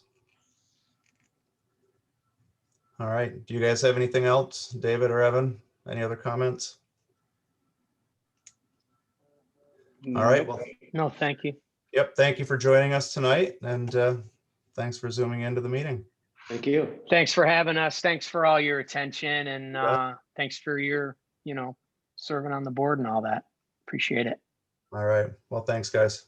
Thanks. All right. Take care. Have a great night. You too. Bye-bye. All right. Sarah Linda had me open all these other tabs, and I think I lost the one with the agenda. So you'll just have to bear with me for 1 second. So while I'm pulling that up, the next one is 2120. If you have your agenda. And that'll be me. I think I've got the next couple. Okay. All right, go for it while I'm bringing it up. Yeah, so my theme for the evening is watercourse setbacks for a few of the properties and the variances associated with them. I guess the first one here is Mr. Beckwith over on Dual Road. I guess requesting the area variance to put up a 30 by 32 foot barn there. The main variance they're looking for is the fact that it's within 100 feet of there's a stream located on the property. It kind of runs right through the middle of it. And basically on two fronts, it'll need the variance east and 32 from the south on the setback there. I guess if we'll get the picture up here in a minute. All right, guys, I can never find Dual Road.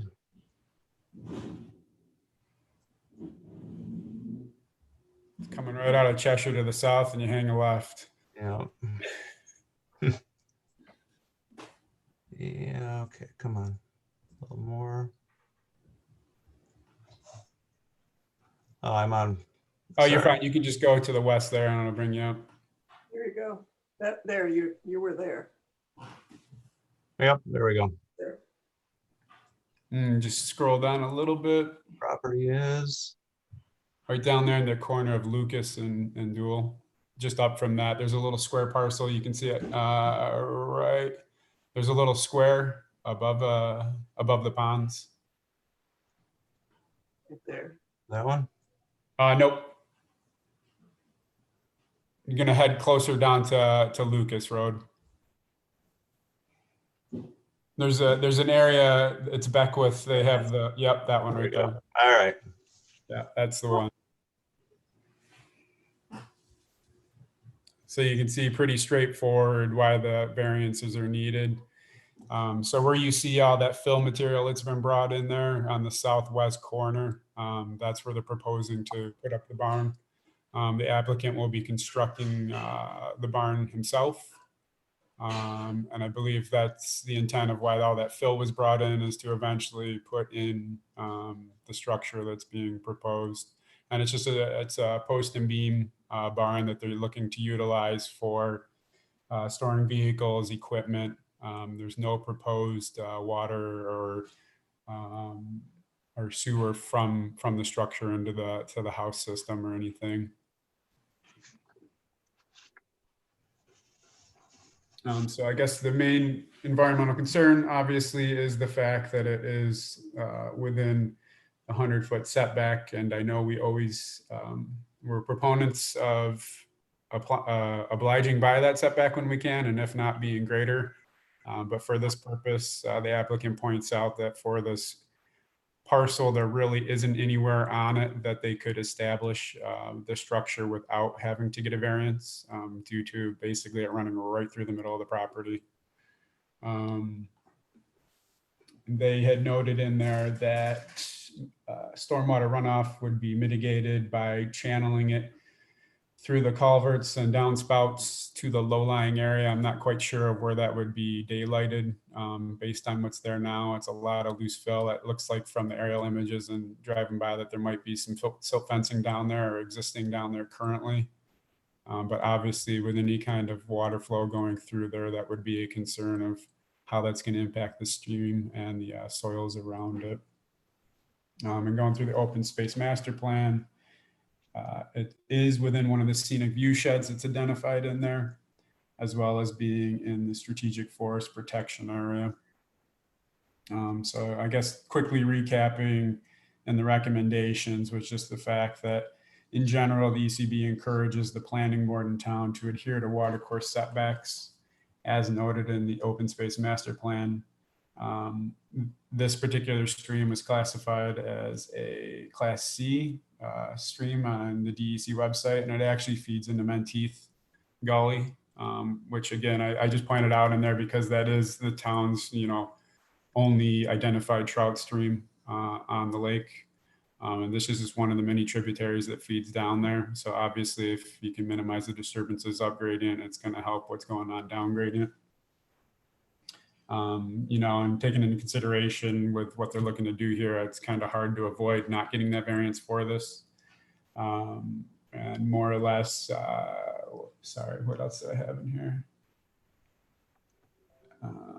Yeah, and the other big point is if it was granted, I guess the variance, we, considering the location, it kind of looks like with the fill that's there and any additional disturbances that are going to occur, soil erosion control would be how they're going to accomplish that would, be of importance, just so we're not continually dumping any soils into the stream there. So that was another thing I wanted the applicant to be aware of. I don't know if anybody had any additional input or was looking for any additional info on that.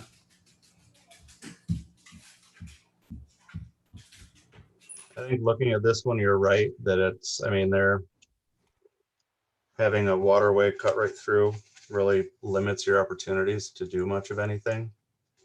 So it would make it unusable for them. My only concern would be if it's vehicle storage, a way to protect any sort of, we mentioned it, but put that in there that to protect any sort of runoff, any sort of leakage or anything from those vehicles, to make sure that it doesn't leach through and end up in the waterway. Could we take a look at the site plan? Yeah.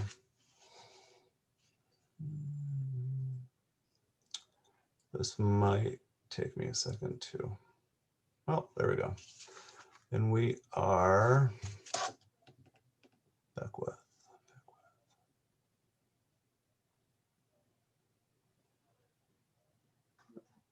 Down near the bottom. There he is. Whoops, you passed him. Going too fast. Did I go by him again? Yep. No, keep going. Just a point of curiosity, Justin, how much is the fill raise it above the pre-existing grade? Yeah, so I didn't have the topos or anything on me. Maybe we can bring that up in the encore because I think we can add that in. I'm just curious. Yeah, but I know think it'll make it. I think it's a pretty good more drop off there, just because we used to own property north of there, the farm, and that whole area kind of feeds down pretty steeply. I know from the steep slopes it wasn't really identified, So it's more of a gradual slope down to that stream from the road. They So did, not, yeah, they it did. wouldn't be hard for them to landscape it then. What's that? It wouldn't be hard to do erosion control. No, with- no. Yeah, you know, I hope that area after they did that, they would look at either just seeding it or putting kind of some kind of vegetation in there to hold back the filled in material that's there. But yeah, again, none of that was really provided in there, landscape plan or anything, just because I think the idea was that it was just a simple pole barn that was going up. Yeah. Yeah, I think just be helpful to them if they did, I think, and seems reasonable. I think this seems like a really good candidate for a heavy-duty stream buffer landscaping plan. You know, if they're gonna get into the stream setback there, this would be a great site for planting those trees for tributaries. You know, and I mean, you could ask them to create a 10-foot wide or a 15-foot wide heavily vegetated stream buffer zone that would keep any, I mean, it would certainly help the situation if there were erosion of that fill material down towards the creek. All those trees and shrubs would help to keep it out of the stream. Yeah, they did note also that I guess to the south of there, they used to get some overflow from the pond that would be handled by that stream too. So there was, at periods, it's kind of an intermittent stream. Generally, it has water flowing through it. But sometimes they were getting, I guess, the overland flow from those farm ponds. That they said in one of their letters that basically that's been remedied, so that's not been an issue. But yeah, I mean, obviously, if you're going to have that additional runoff coming into play and that potential there, you know, that makes it even more of a problem for when the water is running.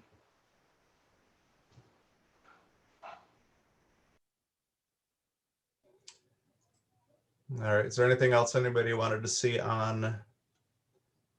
So there's their sketch plan.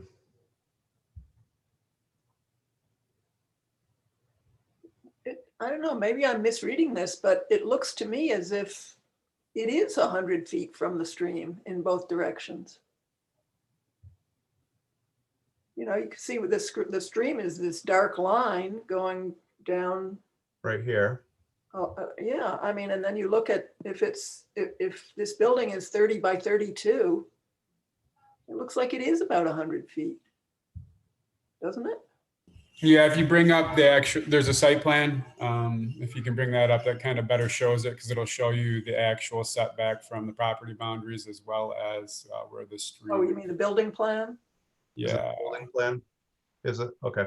Yeah, I believe is it. Oh no, never mind. Sorry, that wasn't it.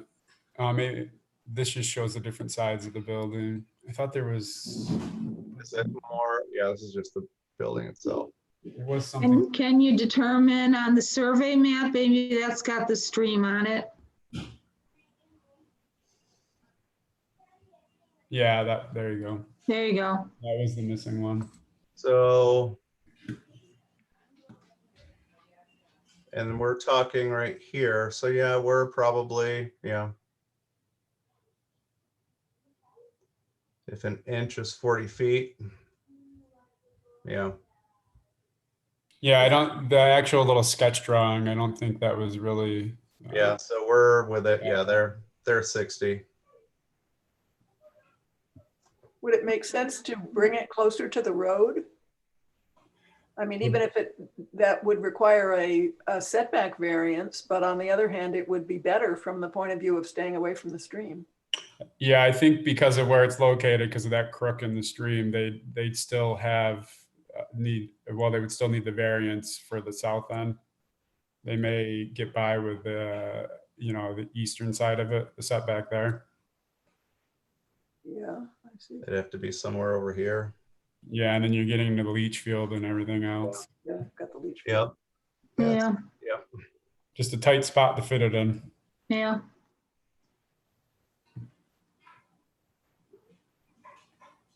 it seems like as long as they are being good stewards of the creek and the watershed, a reasonable request. If Mhm. they, especially like, as Sarah Linda said, if they can show a landscape plant materials plan.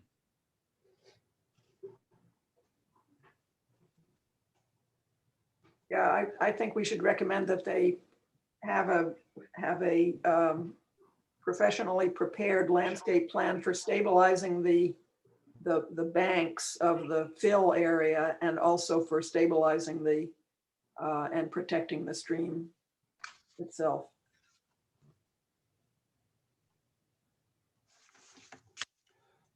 Okay, any other recommendations on that one or any other comments, Justin? No, that was it. Okay.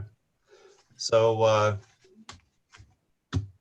erosion remediation and vegetation to protect any, you know, and to help leach out any of the runoff. All right. Okay, 2121 is, and when I get all these things open, it's really...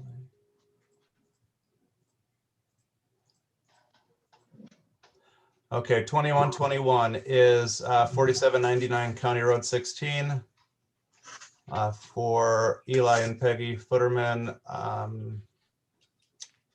And they're looking for 6 variances. That's the last of mine. This is a really interesting one. This is, I recognize that name Futterman from an earlier application a few years ago, which people who were on the ECB may recall. It was it's south of Dual Road.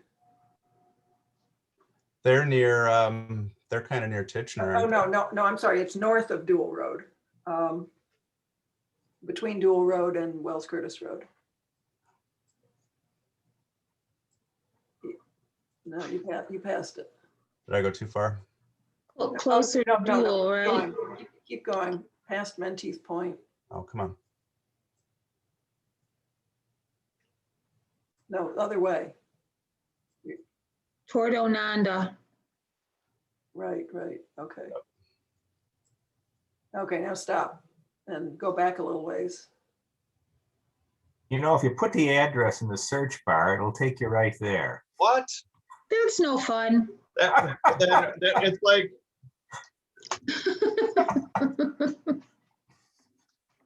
how long were you biting your tongue on that one? Feels like when I'm trying to tell my kids to do something. You're almost there. You're almost there. Are we there?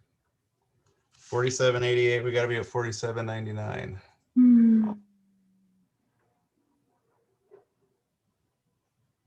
Man, I'm just doing bad today. It took me close. 47. That's good. Mm, That one, 789. middle is, that's 4799. Not the one that's highlighted, but the one where your cursor is. No, the one across the street. That, All right. that's it. No, that's 91. That's the one. No? What the heck? Zoom in. There we go. Oh, Yeah. there it is. Yeah, 4799. Whew. here we go. Sorry about that, Gary. No.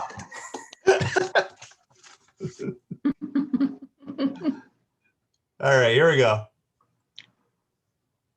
Okay, so yeah, get rid of this box so we can see the. Yeah, okay, this is good. Whoops, no, zoom out again. But I want to actually see 4803 also because that is owned by the same family. Okay. So the Futtermans have owned this 4803 for a while, and that's the location where a new wing was put on the north end of 4803 in the last couple of years. So that was something we reviewed, and we had a concern about it because this is a really steep area, and Mhm. 4803 is built right into the back of a quite a steep cliff. Mhm. And they had to do a lot of excavation to be able to create a buildable spot for that wing. So anyway, now the property next door, 4799, has become available, and the Futtermans bought it with the idea of having a second house there for their kids. They share a driveway. So you come in here off of Westlake Road down towards 4803, and then there's a garage down here towards on the left side of 4803. That's the garage for 4803. Then you go down, you can't see it but you're going down a fairly steep drive there to 4799. That has its own garage, and then the main house. And you can see there's a stream running right through the property there. And the blue line here, I don't think is quite right, because actually the stream is primarily on the adjacent property, 4795. But let's go to the photographs first, and then we can go to the site plan.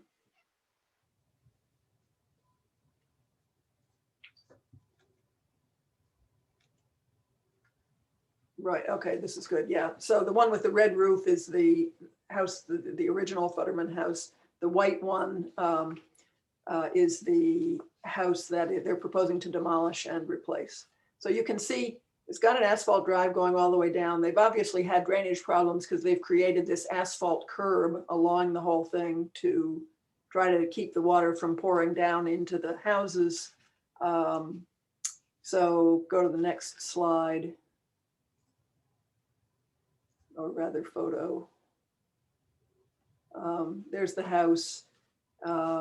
It's pretty close to the next house over, but there is this stream in between the two. You can see the asphalt curb. When water is pouring down this thing in a heavy rain, it'll come through that cut in the curb and go, I don't know where, half of it goes to the lake, some of it goes to the stream probably. This is quite an old house. It's actually a historic property. Here's the garage, and you can see the stream bank over here right off the back corner of the garage. Rest of the photos. That's the back of the house.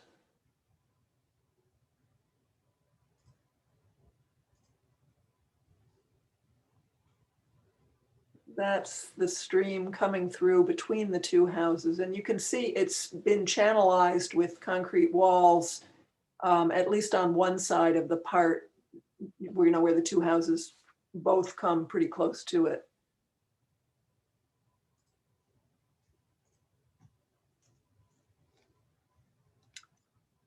Here it is looking back up from the stream.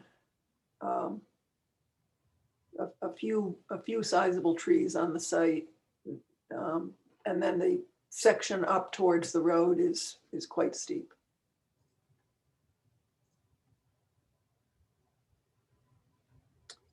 Here's the lakefront. There's a bit of rubble stone walls and a lot of shale. And then there's the lakefront looking in the other direction.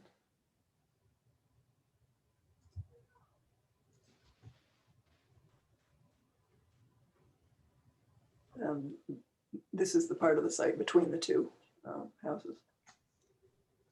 So they want to completely demolish that historic structure? Yes, they want to demolish the house. The house, it's certainly among the more rustic, shall I say, or antiquated cottages along the lake. It is probably, it's one of, I won't say a handful, but it's one of the older cottages remaining on the house. My estimate is it was probably built between 1880 and 1900 based on the style of the house. It has no bathroom in it, amazingly enough. It might have a kitchen in it, but the bathroom is actually in the garage. So whoever's been using it as a cottage, you know, it's been an old time situation. I asked the owner where the septic system was, and he said, I have no idea. Right, it went into the lake, no doubt. Well, if the bathroom is in the garage, that means the septic tank is somewhere probably within a couple feet of the garage, and it's probably something like an old, you know, 50-gallon drum, and then it goes right into the stream. So where to put a septic system on this parcel is a real challenge, and they have the same challenge with 4803. And in that case, the septic, it's pumped up to a septic system that's up here near the road in that area that looks green. That's the location of the septic system for that property. And I wouldn't be surprised if they end up proposing a septic system for this new place, which is on the adjacent property, because there just isn't anywhere to do it on this property.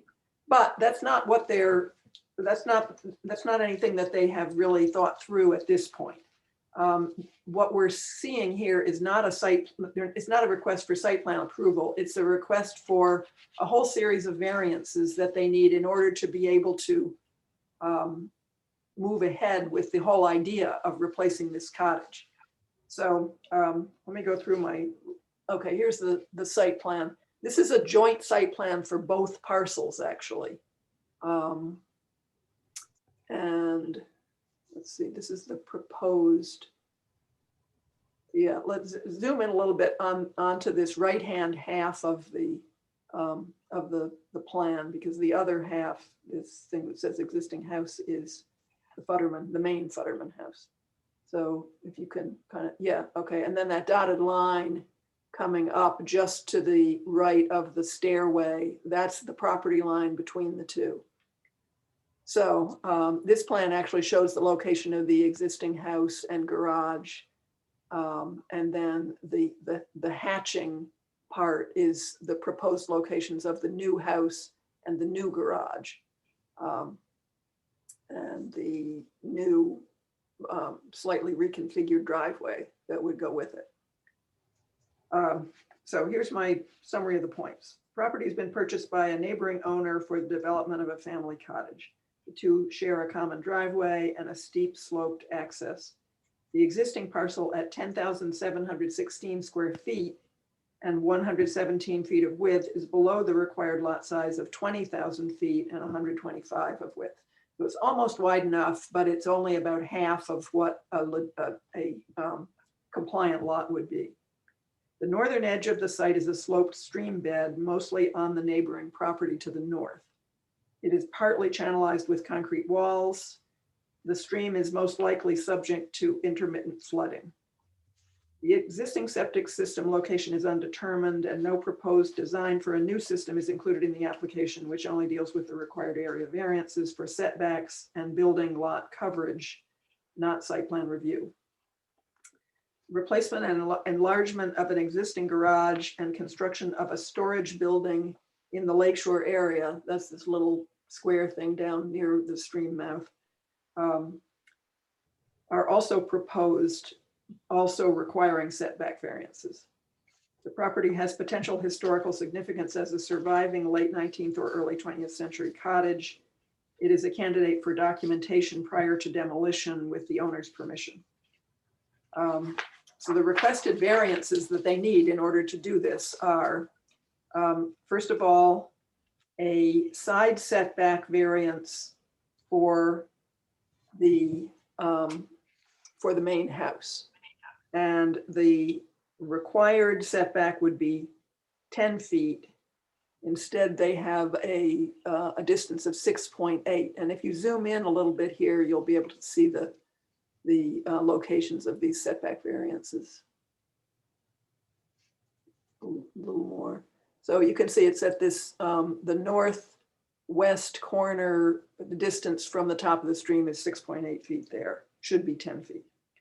The second one is a rear setback variance of 4.7 feet. They're supposed to have 30 feet, and this is the setback from the lake. They're supposed to have 30 feet. Instead, they have 25.3 feet from the closest point to the lake. So that's a as a setback variance from the lake.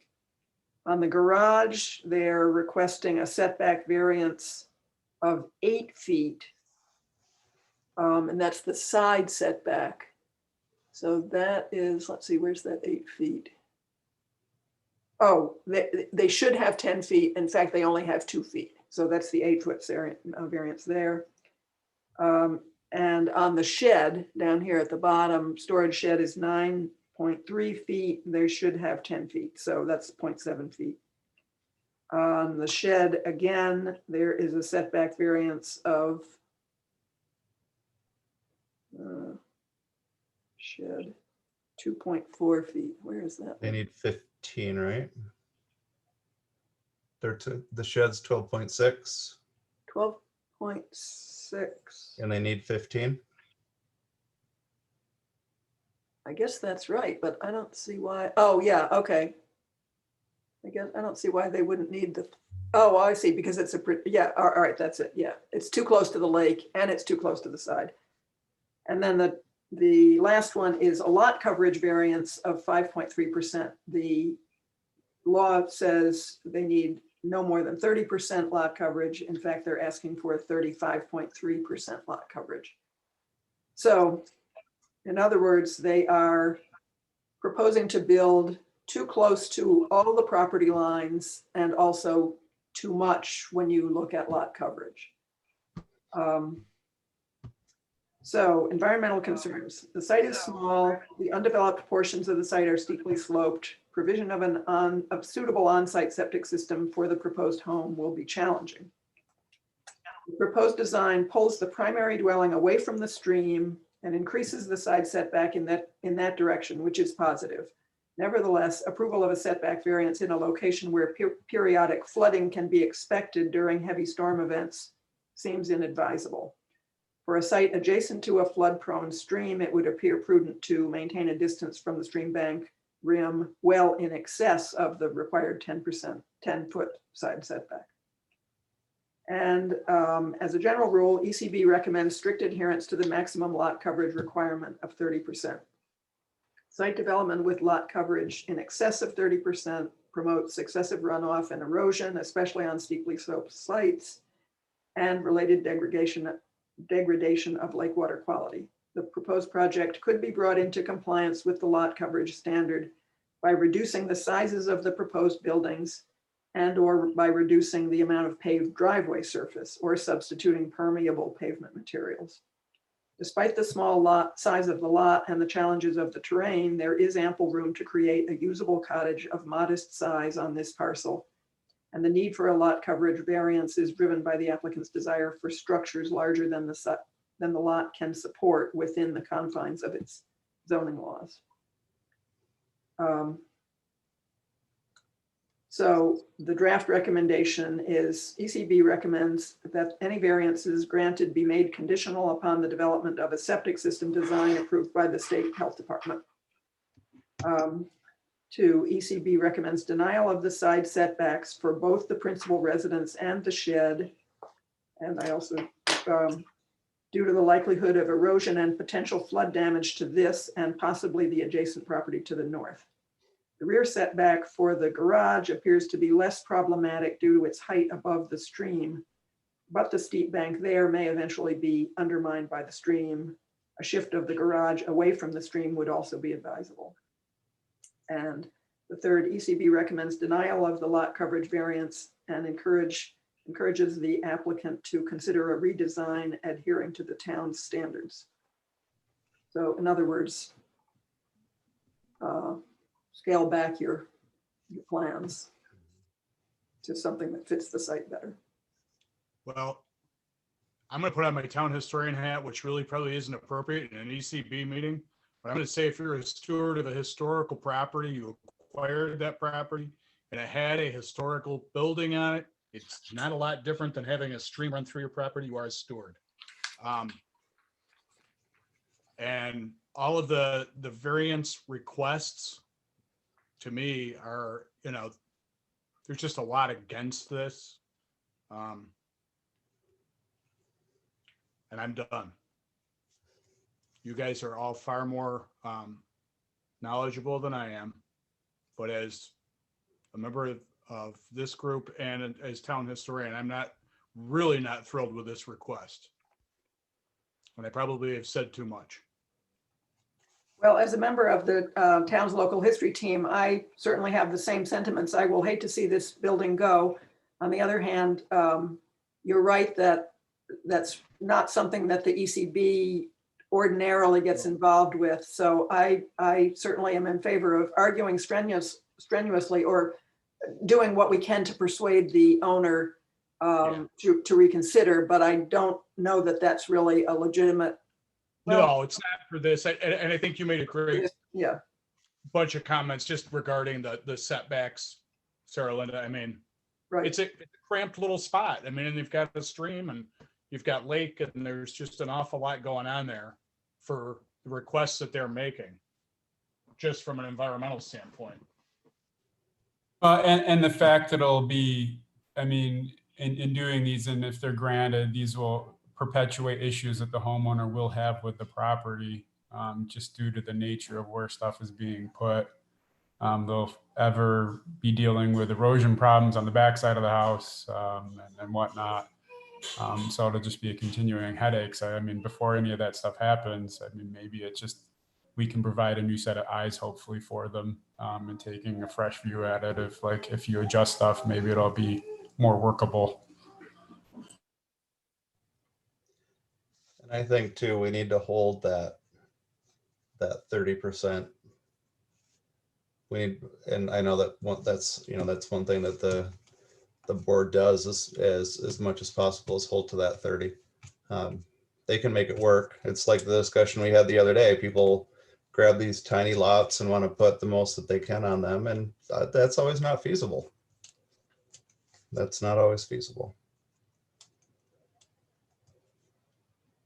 So any other comments in addition to those recommendations that Sarah Linda had? No, and did you say moving forward, I mean, will there be like landscaping or anything like that, or any modifications identified that we would see? Oh yeah, there will be a formal site plan review. So we'll see this again. I think their strategy is just to go in, first of all, to see what the zoning board thinks about the variances. And the zoning board, who knows what they'll do. Maybe they'll say, sure, they're all fine. Maybe they'll say, no, we won't give you any of them. Maybe they'll say, we think some are better than others. And then then at that point, they'll kind of have a pretty good sense of what they're going to be allowed to do. And then they'll go into full-scale site plan design, including what the heck are you going to do with the septic system, which is probably one of the biggest issues, and actually one of the biggest potential benefits of this project is it would be getting rid of something that's probably a pretty, problematic situation there right next to the stream. So this is the shoot for the moon right here. That's a good way to put it. Yeah.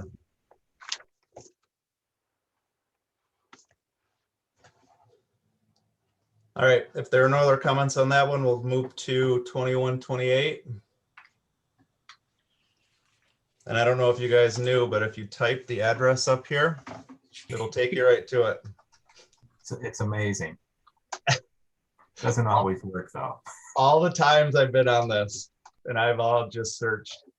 Actually, if you just type the number, you have a better chance. True, right? Because this is, yeah, where's this taking me? There we go. And this one's confusing because they live on South Nevada Avenue, Colorado Springs, Colorado. Yeah. I mean, way to confuse us. Well, it'll make it easier when we move over to the next one because they're side by side. So Side by side. Oh, I like that. Thanks for doing that, guys. You've really made me look less foolish. No, actually, there's the 3439 is right, but this is Westlake Boulevard, not Westlake Road. So you've got the wrong parcel here. No, this is. Yeah, the one has the address. That's right. Okay. So isn't this one 3440? Oh, wait. 3439 Westlake Boulevard. Yeah, but this is a parcel that you've highlighted here is the same number, but it's 3439 Westlake Road as opposed to 3439 Westlake Boulevard. So yep. The one you want is actually down here, the next to last one on Westlake Boulevard. That's the one. There we go. Oh, 3443. That's the next one. So it's got to be these two right here then. Yes. Mm-hmm. No. That's one, but the first one we're doing is that Yeah, one. I can't. Where's 34? That's 3443, the highlighted one now, I think, 3443. right? Yep, this is 3443. That one is Reinhardt. And that's Yeah, that'll be 34. the next one. That'll be CPN 2129. Yeah, that's the next one forward. But if you go into that one, we can just go from there up to the next one. Right, let's do that one then. All right, let's jump ahead to 2130. This one is actually 2129, 3443 Westlake Boulevard. All right. Yeah, so if you zoom in there. Yep.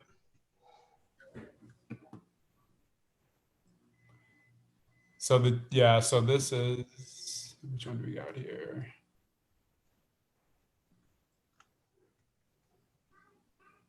Three, four, 4, 3. And then the one just to the north of that is the other property, correct? Oh, no, sorry. It's here. There's a lot in between. So that's this is 3439. This is 3443. Okay. 39 and then 43. What? No, that's not right. No, they should be, yeah, how come it's not popping up for, yeah, that one? No, I think what's happened here is it not? 3, 4. Whoa. What did happen? Why don't So- you pull up the site plans? Yeah, let's do that because Do that. it doesn't show them correctly then, does it? Yeah, do the site plans. Well, I did notice going through some of the documents that there used to be, They did a lot of reconfiguration. yeah, there was In that house. area. Looks like Yeah. something else happened with. lot Yeah, configuration. So site plan for 3439. So this is a site plan for 2129. Actually, There you go. 2128. There we go. Perfect. Okay, so this one is just requesting an area variance for stream setback, and it is requesting a single stage site plan approval for the construction of a new single family residence. The current lot that's there, the pictures, it's wide open. It looks like it's just being mowed or maintained, but there's several mature trees throughout the property. Looking back in the historical photos of the site, it looks like there had previously been some development, looked like an old house, a couple accessory structures. There used to be a paved driveway that came down in there, kind of an extension from the roadway, and some other stuff in there that's long gone and been grown over. And now it just looks like a little park area with some mature trees, more or less. The main concern here, let me finish up the key points first before I get into the environmental concerns. So right now, the design, they're looking for a variance because the property will be within 34.9 feet of the stream, which is, within the 100-foot setback. And there is some kind of different terms thrown out when I was going through the site plans and what constitutes that stream, or if it's just a channel or a swale. But we do have it identified on the open space master plan as a stream that is classified as a Class E stream. It just certainly doesn't look like one when we can show the pictures here in a minute. The other thing that I noted on there was just the current site plan. They're identifying a lot coverage of 24.8%. I know it's below the maximum lot coverage, but again, like we mentioned on the last one, just kind of maxing out the lot coverage to accommodate some of the features they want to have on the property. And the other curious thing with this is this property and the property to the south of it. Timing wise, I don't know when it'll occur, but the two parcels are going to be developed. Both are kind of empty now, and each of them will have a single family residence on them. But as part of it, they're going to be doing some restoration work on this channel and stream bed that lies between the two properties. which was, yeah, they had it included in there as well, kind of some of the outlines of the landscaping plan and what they'll be doing in there with the bioswales and some weirs and other retention and infiltration stuff. Again, the main concerns here is that it is a Class C stream that's identified, and the building will be within the 100-foot setback. There's numerous paved areas in there as well. Just making sure I didn't jump ahead on my little list here, sorry.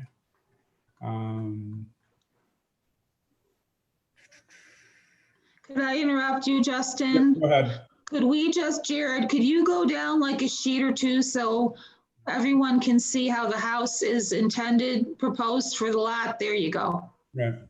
Great, thank you. There you go. That's what's intended.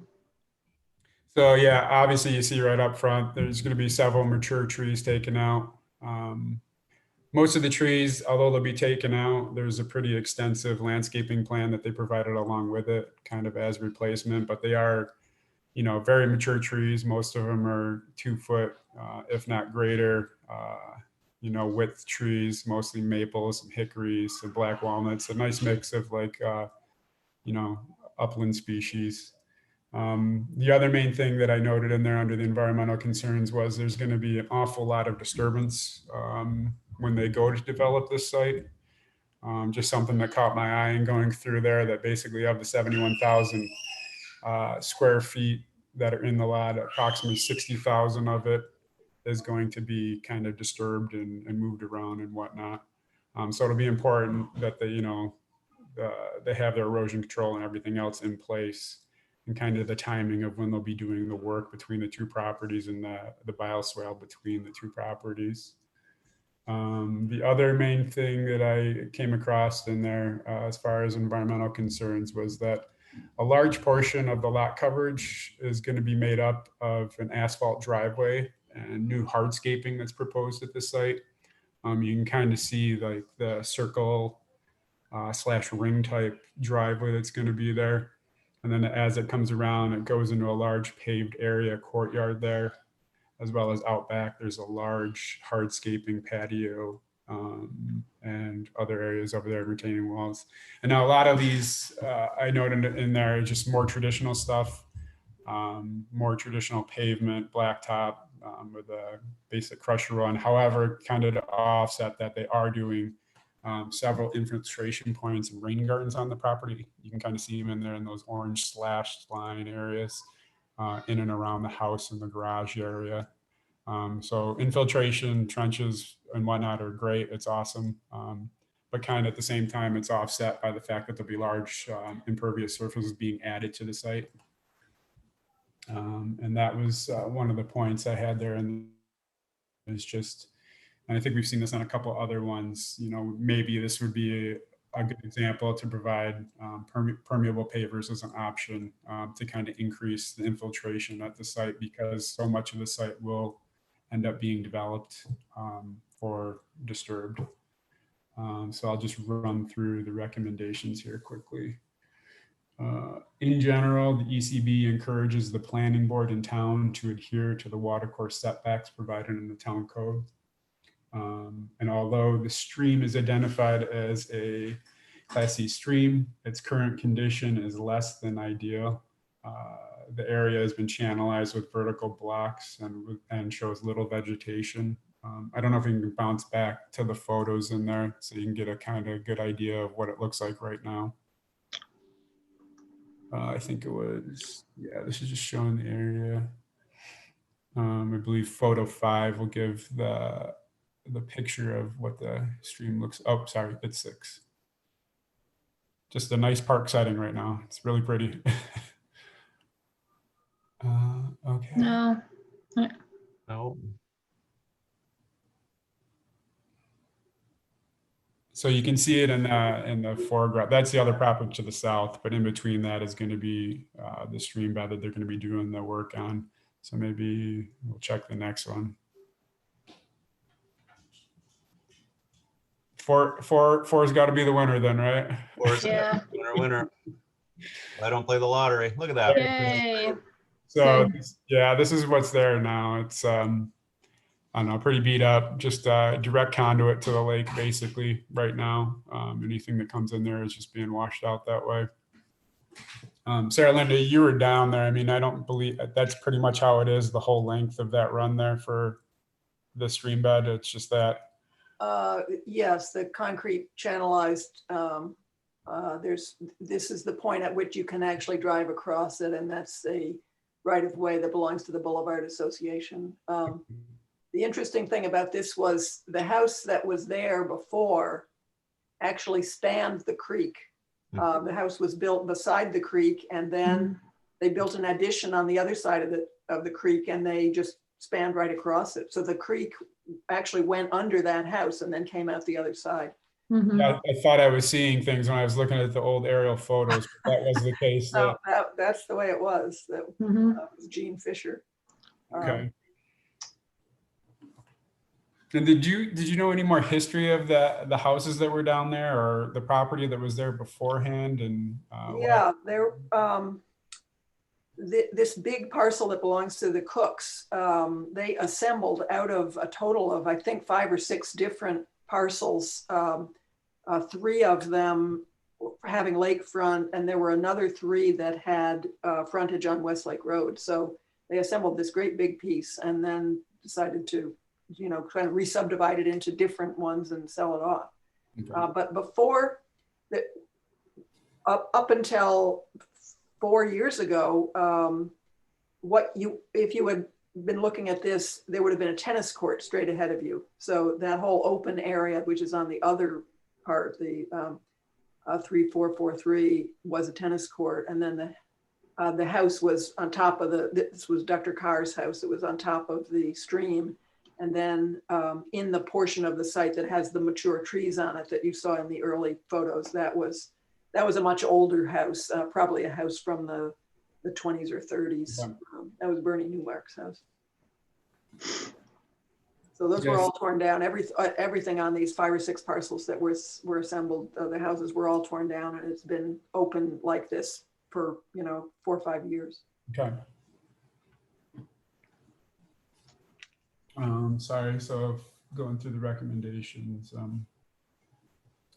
So the applicant's use of various infiltration systems at the site is appreciated and shows an awareness of the property's sensitive nature due to its proximity to the lake. However, the installation of large traditionally paved and hardscaped areas seems to offset some of the net gains for the water infiltration. The use of permeable pavers in these areas may enhance the overall infiltration system being designed for the property. One of the questions I did have that wasn't so much for this one, but I couldn't see in the actual site plans, is a lot of the infiltration points or the overflow will be directed to this rehabbed stream bed / buffer area that's going to be in there. And I didn't know how, from the 2 homes, if there was a concerted effort between the 2 property owners about the amount of water going in there from these systems, and what impacts that may have, or if they're being designed kind of together or aware of each other, basically, so that they're not, overwhelming what they're designing. I didn't really see that in the site plans, or if that was something that they were working on together. I believe they're both working with the same landscape architect. Ted Collins, I think. Yeah, Stan Hackett through Ted Collins, and they're both working with the same engineer. Okay. The architects are 2 different architects, but I do believe they're getting together on that channel and how to go about. I have not studied the engineering plans, but I do believe it's the intent that they work together to protect the stream channel as much as possible. Okay.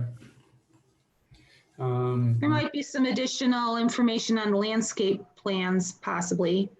Yeah, I know the one was just a statement from Ted Collins, and they discussed a little bit of the replantings that were going to happen, and Yeah, discussed. there's a couple of, they look like watercolor Yeah, graphic plans, and yeah, those ones kind of show some of the weird locations in there. I think it was, yeah.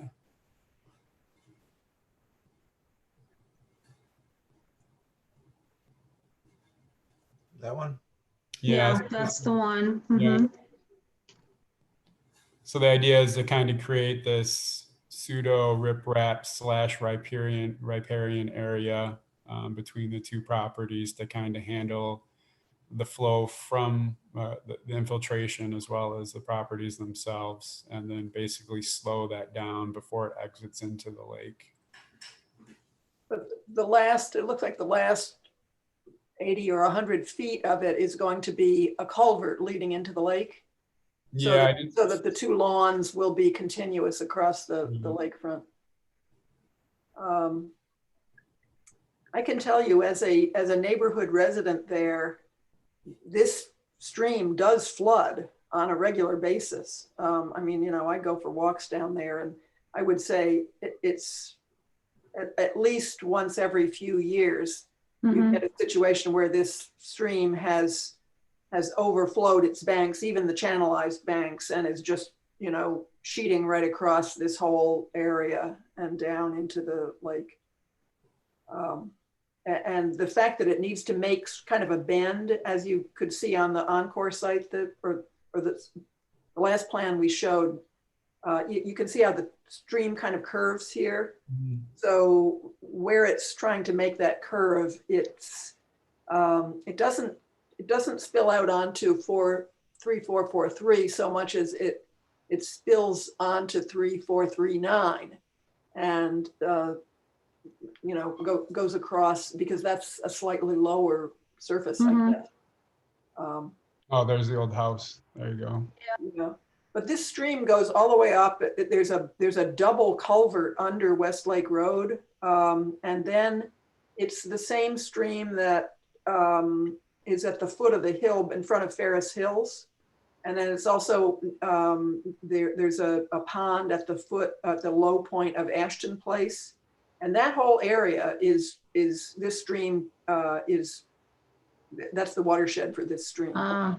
So it's a pretty big watershed, actually, for what looks like kind of an innocuous little stream, but in a heavy rainfall situation, this little stream is a raging torrent.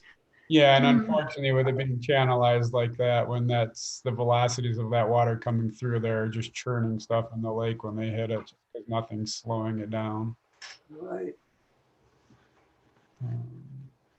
Okay, so so we kind of covered that the neighboring property to the south may also be developing the respective lot within the same 100-foot setback of the stream. Timing of the projects and joint restoration of the stream corridor should be considered to minimize impact to the waterways involved. When possible, the ECB encourages applicants to retain mature high-value trees on their properties. Although several mature trees will be removed for this project, the provided landscape plan is a good start to reestablishing the lost vegetation. The other thing for the two projects, I thought I had it in here, I might have it on the next one, is just, I'm sure they're crossing their T's and dotting their I's, but I wanted to make sure that the applicants were reaching out to DEC as well as the Army Corps, because if they're doing any, I guess, if it is a stream, which it is, any kind of water course changes, they may need approval for those, or they should at least be checking into them if they haven't already, just to make sure that they're not running into any problems with that.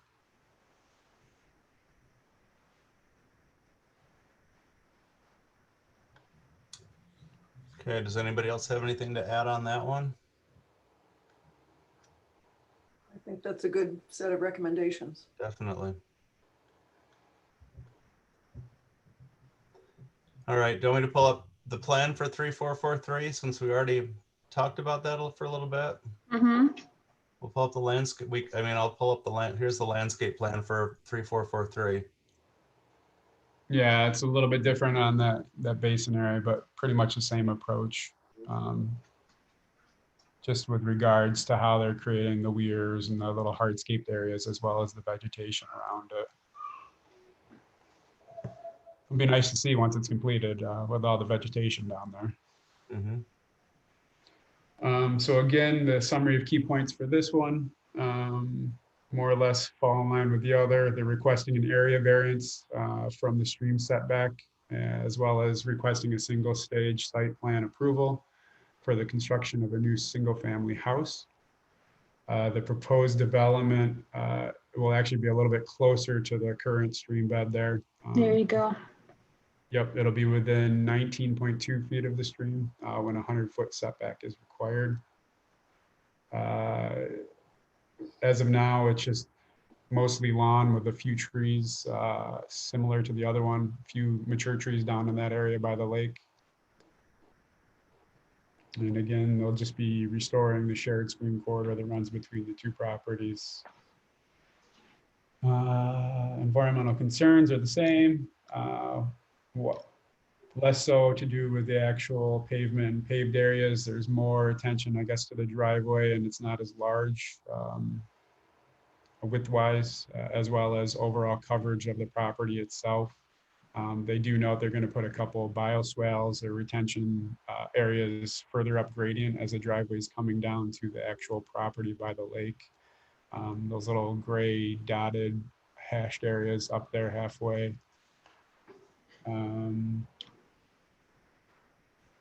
It did seem like a lot of the development area obviously is down by the lake area. And this one looks like it's not two combined lots, but so when you look at the actual breakdown table, and I guess I was a little confused by this, they provide the 3 acres of the upland area as well as the acre or so that's down by the lake.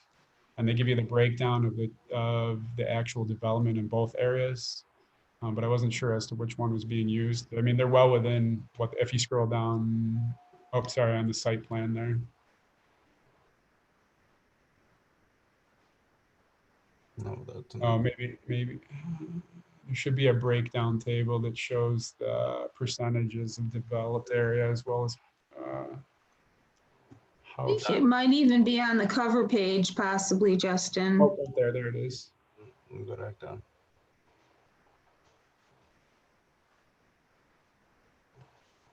That's all the setback stuff. Yeah, so like it gives 2 different sets for the 2 different properties. So is it combined 2 parcels or? It actually is one tax map number. It's been confusing how they've reconfigured it all. It all happened throughout last summer. Yeah, they did take 2 parcels and they changed the line between, they combined them. Yeah, and I don't think real property has caught up with them yet. No, because this one is still, this one's the one that messed us up because, Yeah, yeah, this lot line has to be moved. They have to combine and combine. yeah, they Each actually, one is 2 combined parcels then, if not more. yeah, they got renumbered too, tax map numbers. Are you saying this one comes into play with this one? Yeah, so that's the upland portion of it where the driveway comes through, because this one actually I has, think a part of it. yeah, this one has the address up there on Wesley, on the road. All right. But yeah, so I mean, you can definitely see the concentrated development down by the lake, but I mean, again, because the property is much larger, that's why it doesn't come into play so much with this one as the other parcel. There was a height variance that they're requesting, and I wasn't quite sure about that either. Just It was over by a stairway area on the plan. And it's starred, and I think by the star in the table, it explains what the ask is. okay. Not on here. That's the existing conditions. Go down Yeah. right there. See where the stars are in the table? Go up a bit.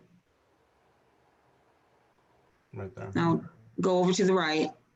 Oh, there you go. Stars denotes an elevated roof height at proposed stairway. So there. So there's a proposed stairway on that drawing somewhere.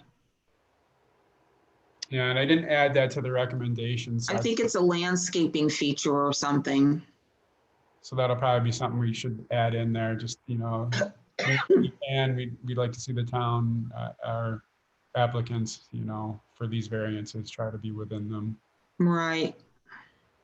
Yeah, is that it right there by the porch area? I see a star there.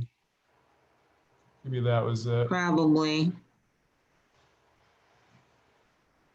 Okay.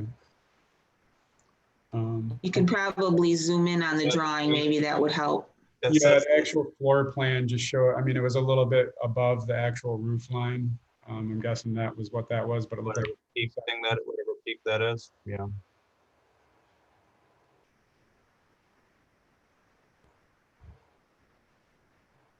but yeah, on this Might even be on the landscape plan, Justin, too. okay.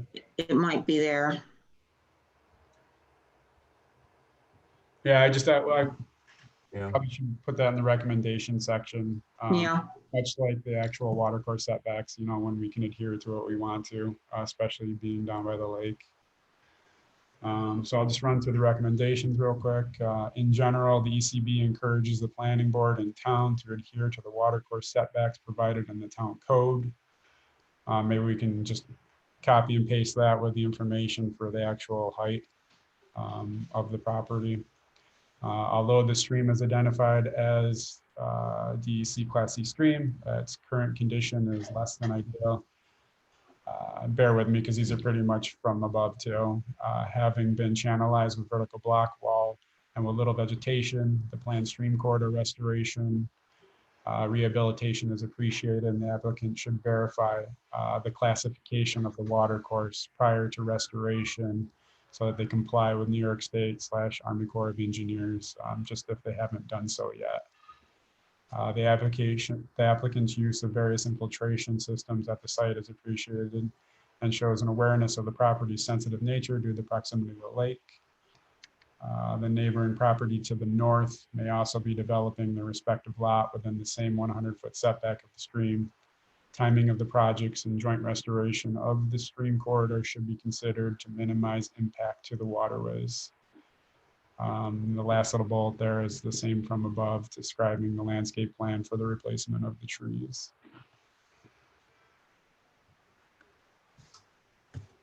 Okay. All right, thank you for all of that. Anything else to add on that, anybody? Before we head to the last one? Feels like we just started. I'll go quick on the last one. All right, let me come back here and let me go back to, Yeah, this one's on the other side of town. yeah, this one I'm gonna just type in Emerson Road because there's no, Now there is a, it's 5351. They gave it a number.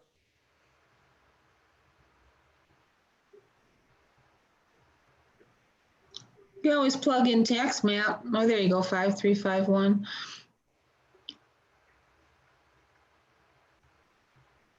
that,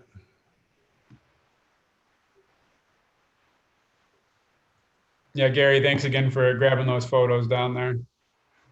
Yeah, kind of boring subject matter, but happy to do it. I enjoyed the pretty Phragmites. all right, so we are not right there. Yeah, it's up by the car. What is that, the Honda dealership that's there? Right. The next, Yeah. yeah, it's right behind that. You can kind of, The Honda, yeah, right there. 332, it's gotta be right here. Yep. So they are actually requesting a special use permit and a single stage site plan approval for construction of a new commercial structure, which is just, it's going to be a motor vehicle service area onto the dealership there. The site, yeah, obviously in the map, or sorry, in the view there is old successional field, and that's how it's identified in the open space plan as well. There is some kind of drainage swale. Gary, did you see that while you were there from where you were standing? It looks, it's not really a stream or anything. It just looks like kind of a drain area. I don't know if it's natural or was put in by the farmers years ago. Yeah, and kind of south of there seems to be more of a wetland area, but there's right a bit of a natural swale. Yeah, nothing was really identified when I went through the plans as for a wetland area or whatnot, just other than it was probably just a big old drainage swale that the farmer put in years ago. And the seeker, it was identified as being adjacent to, I guess, a SHPO site. I didn't know what that was about other than to the northeast. I know there's a couple historical points there. I think there's a old homestead that was there, or to the southeast, there was something else. I don't know if that's what triggered that on the seeker, but there's nothing at the site that I could identify. I think those SHPO flags have to do with archaeology that came up in the course of the Route 332 reconstruction. Okay. And that probably had something to do, I guess, with it said that there was regulated wetlands there or water bodies, but there really wasn't anything identified when I went through the different maps and plans. The other thing was that it's going to be near the Auburn Trail extension that abuts up to the back side of it. The main thing for this is obviously it's going to be a vehicle service area, so that means lots of parking space and paved area. Everything was within the developed area percentages. But yeah, as you can see on there, quite a bit of parking lots going in and out of the site there. And I guess when we scroll down, the big thing is that the water from that seems to be running off into a retention basin that they have on the east side there to collect that. But it also shows it leaving out of that detention basin and going into that swale area. And that was one of the things, just looking through the seeker, that they identified that stuff was not going to be going off site. But, if they get big enough events, it'll overflow that, get into that little swale area and start mobilizing to the north there off their property. So I just wanted to draw a little bit of attention to that for that purpose. Just they might have to correct that or amend that.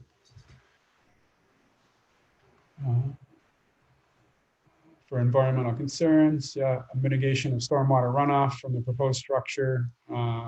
As noted, the project includes a large amount of paved area to support proposed automobile service station.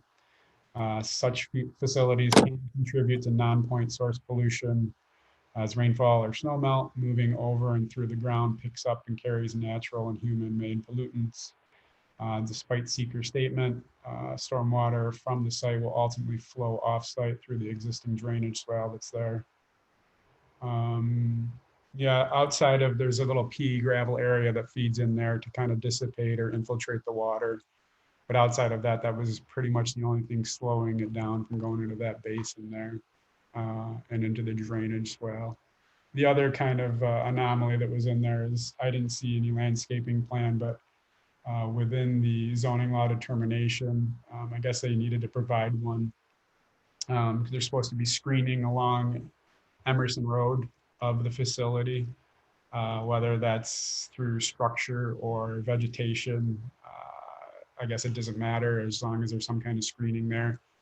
I didn't see anything in there other than a couple of statements about adding some grass to the site.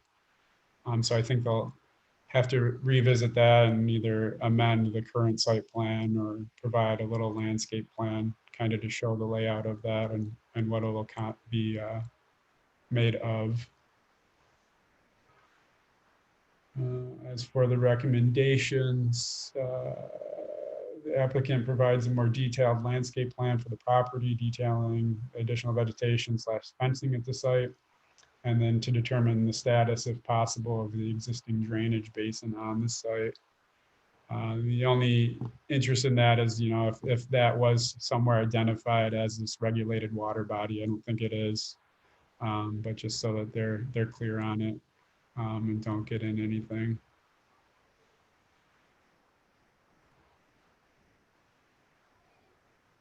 Okay, any comments on that one? Justin, if you're concerned about what happens when the drainage pond gets full, and it looks as I can't read this at this scale, but it looks as if the idea is there's an overflow into the drainage swale, right? Mm. Another alternative might be for them, instead of it overflowing directly into the swale, could they create a piping system so that the overflow took the excess water over into the eastern part of the site there, and then there could be an outflow there that would allow the excess drainage to filter back across that undeveloped part of the site before it got into the drainage swale. Because that way, instead of just, you know, all this new water going directly into the drainage swale, it would be encouraged to get absorbed into that undeveloped rear part of the site. Right, yeah, I mean, ideally it'd be better if they can keep it on site so that if the areas to the north get developed or whatnot, it's not just being rifled. I mean, you know, this would be a large event, I'm guessing. I don't know what the design on this was, how many year or storm this was designed for or whatnot. But yeah, to alleviate that issue of potentially dumping off onto someone else or Right. the road. That eastern section of the site could potentially be designated as an infiltration area. Right. Yeah, and it may, I mean, it may be, I don't know what the calculations are either for the actual basin and how long the infiltration rates are for that and whatnot. But the fact that there's an overflow area on there, there's some anticipation of it potentially coming out of there and going somewhere else. So yeah, if they can keep it on site, I mean, that would be preferred. And obviously with all the runoff that's going to be coming into that, it's probably going to have some stuff in it. And you don't want to be dumping that off, especially on the northern boundary of it to the neighbor.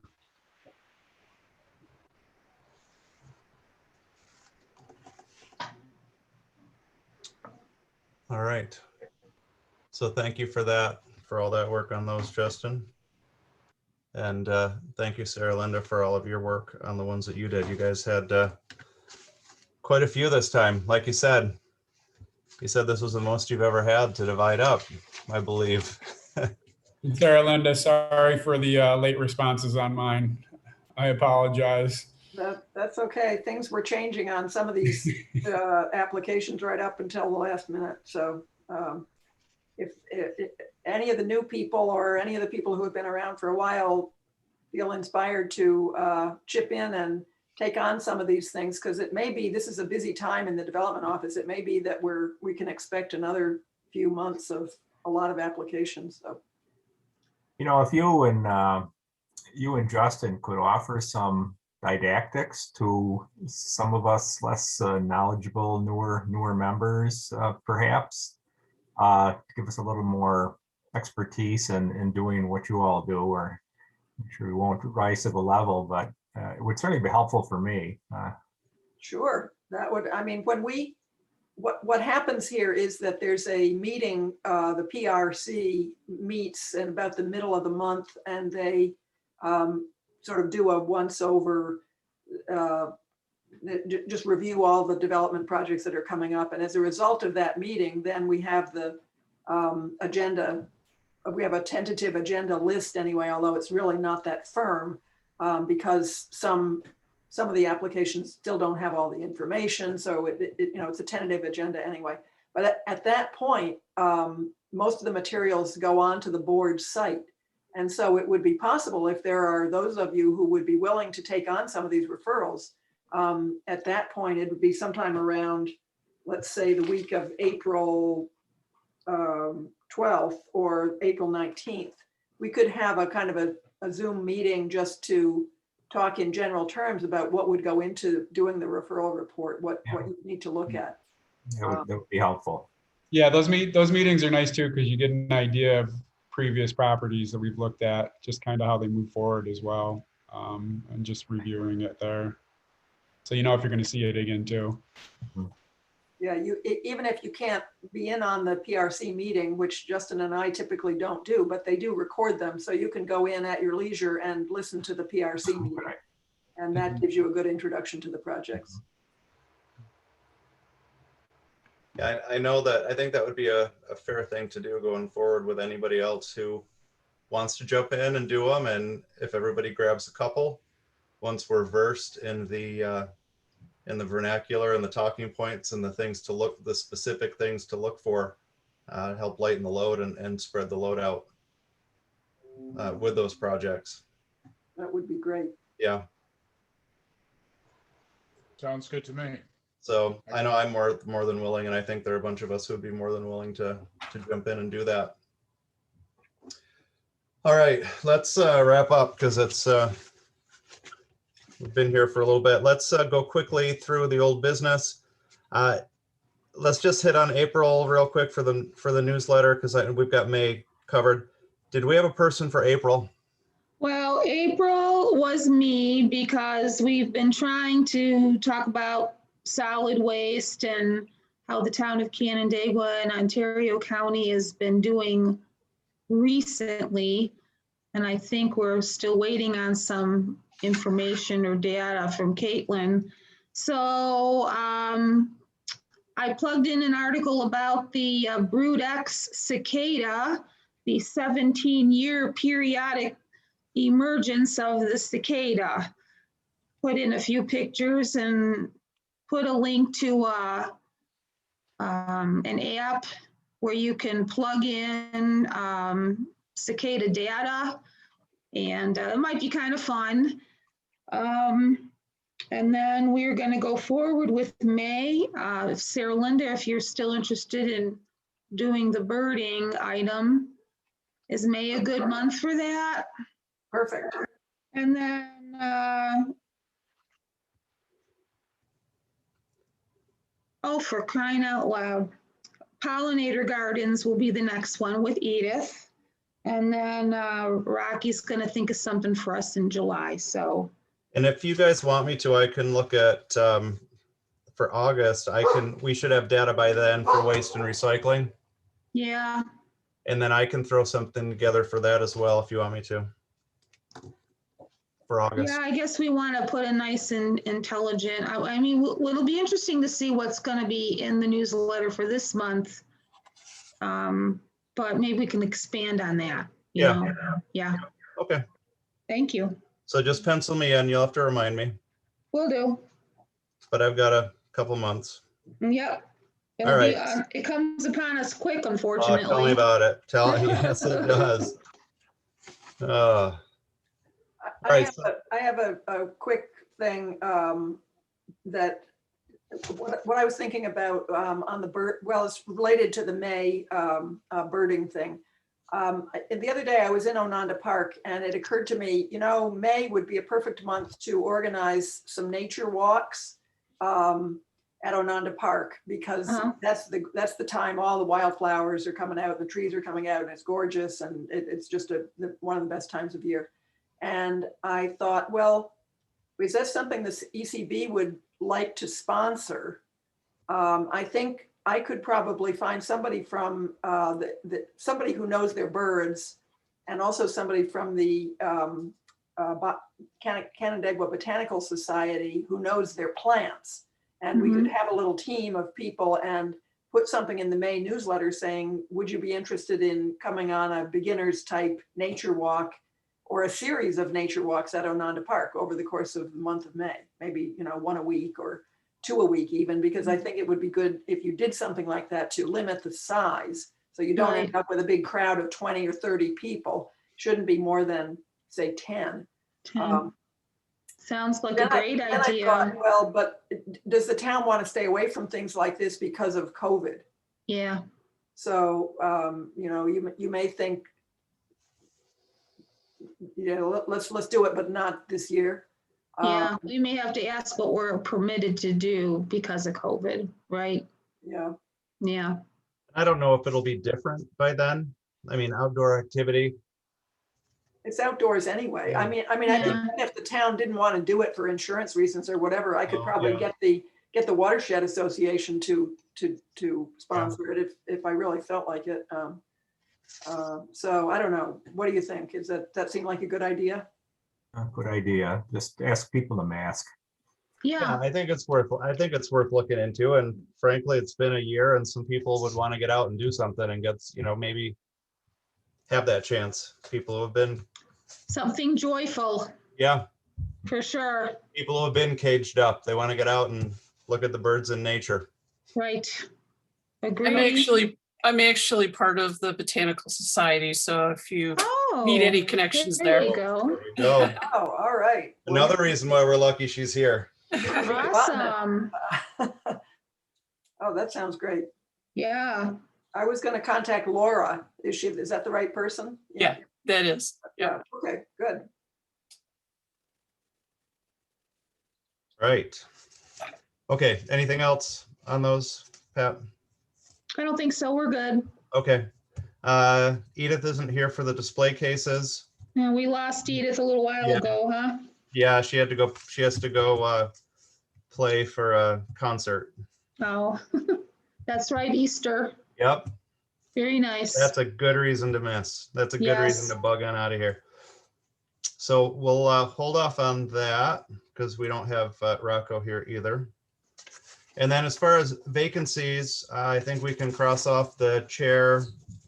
And then I think we can hold off on the vacancies for right now because I don't even know what we're gonna, again, we're kind of in flux right now. And I see the group growing Mm-hmm. and people taking like we talked about in our last meeting, people taking their own individual ideas and their focus within those.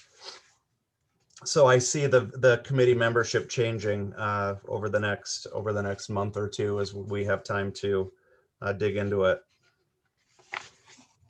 One suggestion on that, when Kim sends out agendas and other materials to the ECB, I would suggest adding Leaf and Darren? Kim, because I'm sorry, and Darren. Yep, and Susan also, because Susan Shaw was on the environmental committee with me, and she wants to come over Oh, okay. and help with us. Great. Help with us I as well. did receive, Jared, just so you know, I did receive the agenda and everything. I've just kind of slow getting myself back in the full swing of things after a little vacation. So Okay, nothing wrong with that. Okay. I'm good. I just saw some emails and it looked like it wasn't the whole group of us. So I just Okay. want to make sure everybody amends their Yeah. contact list. Yeah, so if we want to send out one more to everyone with all those on there, and then that can be our new, if we have a reply all, we can build off of that one. All right, any new business? Good. I'm not going to really give anybody a chance to throw out too much new right now. Any quick member reports, anything from the CIC that needs to be brought up? Local history team? Nope. Tree board, don't know that we have anyone, and the conservation easement team. All right. With that, I think we've made it through. If nobody else has anything to bring up, I would again like to thank all of you for your time. Thank all of you for your effort and preparing those reports. They are definitely beneficial. It was nice to have some outside guests tonight and people paying attention to what's going on. Mm-hmm. So again, thank all of you. I thank all of you for your time and effort putting into this. And with that said, can I have a motion to adjourn? I'll make the motion. Second. All right, all in favor? Aye. Hi. Aye. All right, 7:41. Have a good evening. We're out of here. Have a great Thank night, you guys. all. Take All right, care. we'll see you. Bye. Bye now. All right, thanks, Kim. I think you can just end and we'll all disappear. All right, see ya. See you, Leaf.